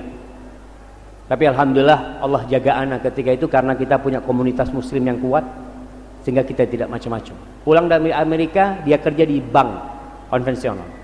Di Saudi ada bank konvensional. Dia kerja di bank. Gajinya 11.000 real. 11.000 real itu gajinya jamaah kira-kira 40 jutaan sekarang. 40 juta gaji sebulan dia. Suatu hari pamannya datang, adik ibunya datang lagi mau makan di tempat dia, cerita macam-macam tentang kesuksesan dia, duitnya banyak. Ditanya sama pamannya, kau kerja di mana? Oh, alhamdulillah paman, aku kerja di bank, kata dia. Bersyukur dia karena gajinya banyak. Pas waktu makan malam, pamannya nggak mau makan. Aduh, aku udah kenyang, kata dia. Paman, kenapa kau nggak mau makan? Aku panggilkan ibu, panggil ibunya. Bu, ini paman nggak mau makan. Kau kenapa nggak mau makan? Kata dia. Aku udah kenyang. Enggak, kau bohong. Kenapa kau nggak makan? Iya, anakmu dapat gaji dari riba. Aku takut mau makan. Apa kata ibunya? Nak, besok kau resign. Ibunya, nak, kau besok resign. Kata si anak sebenarnya, aduh, nggak kepingin resign, fulusnya banyak ini. Akhirnya dia resign karena taat kepada ibunya. Daftar dia ke Hotel Hilton, jadi resepsionis. Dari jabatan atas jadi resepsionis, gajinya 4.000 real karena orang Arab gajinya tinggi, 4.000 real. Dia cerita, subhanallah, 4.000 real, ana bisa nabung 11.000 real habis. Kenapa? Nggak barokah. Ini akhirnya ibadah juga nggak bisa khusyuk, macam-macam jamaah. Ada orang-orang yang kerjanya hanya menjadi kulinya bank. Kulinya bank, tiap bulan dia cari duit untuk setor bunga. Bukan bayar utangnya jamaah, setor bunganya. 1,3 miliar katanya bunganya tiap bulan 16 juta. 16 juta. Dia cuma setor, ini duitnya, makasih. Ya, ditawarin lagi sama bank, kamu mau pinjam lagi enggak? Ditawarin. Kenapa? Karena kalau bank minjemin terus, kau akan jadi kuli terus buat bank itu. Ingat, dalam Islam itu ada sistem yang menyelamatkan semuanya, yang makmur insyaallah hidup itu. Apabila kita terhindar dari riba, antum kalau urusan anak istri antum keluar resign, antum ya Allah, kau perintahkan aku keluar ya. Dan kau yang nanggung rizkinya mereka. Wa man yattaqillah yaj'al lahu makhrajan. Barang siapa bertakwa kepada Allah, pasti Allah kasih jalan keluar, pasti jamaah. Kalau kita bicara sama Allah, bicara pasti hukumnya. Wa yarzuqu min haitsu la yahtasib. Allah akan kasih rizki dari arah yang tidak disangka-sangka. Ustaz, tapi ana sampai sekarang belum dapat jalan keluar. Berarti kau belum maksimal bertakwa kepada Allah. Karena janji Allah tidak pernah luput jamaah. Hadza wallahu a'lam bissawab. Pertanyaan terakhir, dan setelah pertanyaan ini Ustaz ada pembagian hadiah untuk para jemaah. Mohon kesediaan antum dan juga untuk Pak Kapolres dan Pak Wali Kota insyaallah. Pertanyaan terakhir, Assalamualaikum Ustaz. Menyimak kajian tentang tato, saya ingin tanyakan, gimana kalau saya yang telah terlanjur punya tato, apakah amalan-amalan yang telah saya lakukan ini tidak diterima? Mohon penjelasannya. Subhanallah. Jamaah, Ayyuna lam yadhlim nafsahu. Siapa di antara kita yang tidak pernah berbuat dosa? Semua berbuat dosa. Bahkan Rasul sallallahu alaihi wasallam mengatakan kullu bani Adam khata'. Semua anak Adam itu berbuat dosa. Wa khairul khata'in at-tawwabun. Tapi sebaik-baiknya orang yang berbuat dosa adalah yang bertobat kembali kepada Allah Subhanahu wa taala. Gimana nih kalau orang bertato? Bagaimana tobat? Kita tahu orang yang bertato dilaknat karena dia merubah ciptaan Allah Subhanahu wa taala yang seharusnya dia tidak merubah. Tobatnya sama sebenarnya. Satu, menyesalin perbuatan. Menyesal. Tidak bangga. Karena ada orang sudah tobat, alhamdulillah sudah tobat tato. Nih tato anak bagus-bagus kan? Gimana kau tobat? Kau tobat itu artinya kau menyesal. Ditutupin tuh tatonya supaya nggak ada orang yang melihat. Malu kita ini. Itu yang pertama, menyesalin. Yang kedua, meninggalkan. Ustadz, kalau yang ini kan nggak bisa ditinggalkan. Artinya udah nempel di badan. Gimana tika meninggalkannya? Ya jangan ngulangin lagi sudah. Jangan melakukan itu. Apa harus dihapus? Tergantung. Kalau tato itu adalah tato yang gambar binatang hidup, maka kalau bisa dihapus. Walaupun yang dihapus itu hanya kepalanya saja, dengan cara yang tidak menyakitin. Walaupun antum dulu menyakitin diri dengan tato itu sendiri. Tapi kalau tatonya itu bukan gambar binatang hidup, ya antum tutupilah, jangan ditunjukkan ke orang, dan bertobat, memohon ampun kepada Allah. Semoga Allah menerima taubat antum dan taubat kita semuanya. Hadza wallahu a'lam bissawab. Baik. Iya, karena itu pertanyaan terakhir jamaah. Itu pertanyaan terakhir. Ada pembagian hadiah nih. Ana mau bagi hadiah nih. Masya Allah. Ana mau kasih hadiah ini buat peserta paling tua. Jadi yang muda jangan, mana yang paling tua jamaah? Yang paling tua? Berapa umur Bapak? 80. Ada yang lewat 80? Tunggu dulu, mungkin ada. Ada yang 81? Mana jamaah? Tidak ada? Masya Allah, berarti Bapak yang paling tua Bapak. Masya Allah. Nah, berapa? 74. Kalah lah 74. Ini 80 ini Bapak. Iya, paling tidak buat oleh-oleh buat cucunya Bapak. Masya Allah.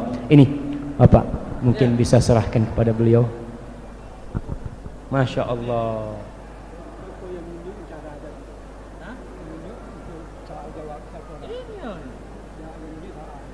Yang nunjuk soal. Oh, ini yang nunjuk soal. Nah.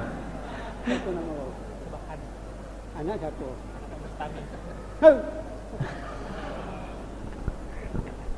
Barakallahu fikum. Nah, alhamdulillah ada orang tua kita yang mau ngaji jamaah umur 80 tahun datang ke masjid.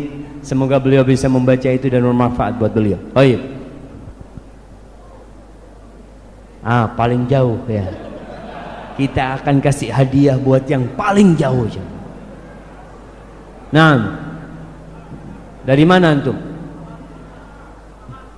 Lahat. Mana?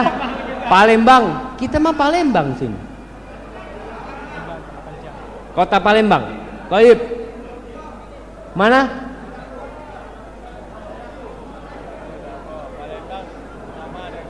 Kayu Agung sama. Yang lebih jauh dari Palembang dan Kayu Agung, Muara Enim.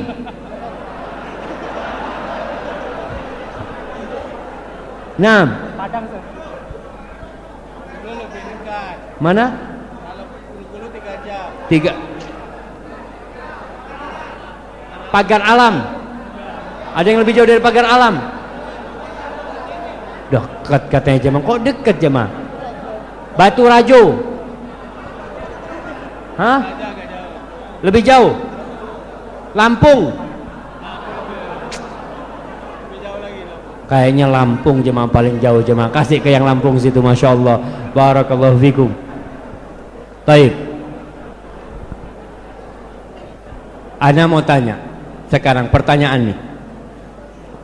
Tadi kita sebutkan ucapan Bung Karno. Ada 3 tanda negara yang dijajah secara ekonomi. Sebutkan 3 tanda tersebut. Nah, fadhal. Mic-nya nggak ada, kasih mic lah. Nah,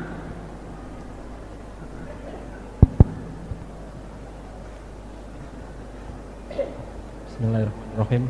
Yang pertama adalah bahan industri di negara tersebut dibeli dengan harga murah. iya.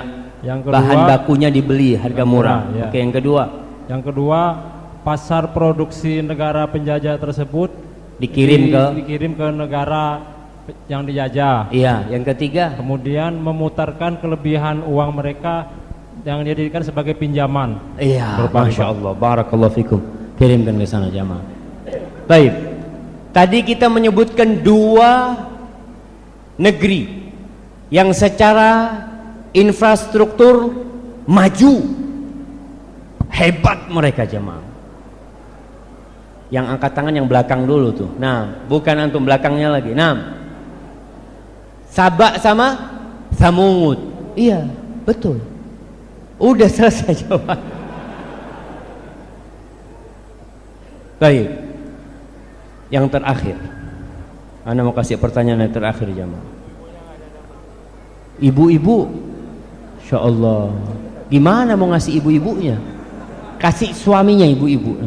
Nah, Anda mau kasih hadiah panduan keluarga Sakinah. Nah, ini buat yang bawa istrinya. Nah, pertanyaannya, siapa tadi yang membukakan pintu mobil buat istrinya? Bener? Masya Allah. Kirim ke sana. Masya Allah. Bener juga bukain buat istrinya. Kita kasih ini yang bukain buat istrinya. Masya Allah. Barakallahu fikum. Tapi jemaah mungkin itu yang bisa Anda sampaikan, semoga bermanfaat. Ya, Anda mau kasih hadiah ini buat Bapak Kapolres. Masya Allah. Bapak Kapolres, ada hadiah buat Bapak karena sudah nemenin Ana di sini. Jazakallah khair, barakallahu fikum. Masya Allah. Ini buat Bapak Wali Kota. Jazakallah khair, makasih banyak. Sudah mau duduk di sini bersama Ana. Amin. Jazakallah khair, barakallahu fikum jamaah. Jamaah, apa sih kesimpulan negeri yang madani? Ana mau kasih hadiah. Fadhal. Iman dan takwa. Udah itu doang. Yaitu secara umum memang itu. Tapi kita bicara panjang maksudnya. Bagaimana membangun negeri yang madani? Ana kasih hadiah. Nah, atau itu pertanyaan, bagaimana membangun negeri yang madani? Kasihin ke belakang situ. Mana? Nah, fadhal. Iman dan takwa udah tuh. Bagaimana meraih iman dan takwa? Gimana? Oh, ini nih, kirim ke sana tuh. Kita kan udah judulnya apa? Linggo madani, linggo mengaji. Intinya kalau ingin membentuk linggo yang madani, ya harus ngaji, belajar. Baca tuh Al-Quranul Karim, baca sunnah-sunnah Rasul, hidupkan masjid, makmurkan masjid, datang ke rumah Allah, di mana ada kajian, hadir kita. Selain kita mencari dunia, kita juga mencari akhirat dengan mengkaji dan mengaji. Hadza wallahu a'lam bishawab. Anu ucapkan terima kasih banyak kepada Bapak Wali Kota Lubuk Linggau dan Bapak Kapolres dan semua yang hadir di tempat ini. Wassallallahu ala nabiyina Muhammad. Mohon maaf atas segala kekurangan. Kalau yang ana sampaikan benar itu dari Allah, kalau salah dan kurang berkenan itu dari diri ana pribadi. Allah dan Rasulnya terbebaskan dari kesalahan itu. Wassalamualaikum warahmatullahi wabarakatuh.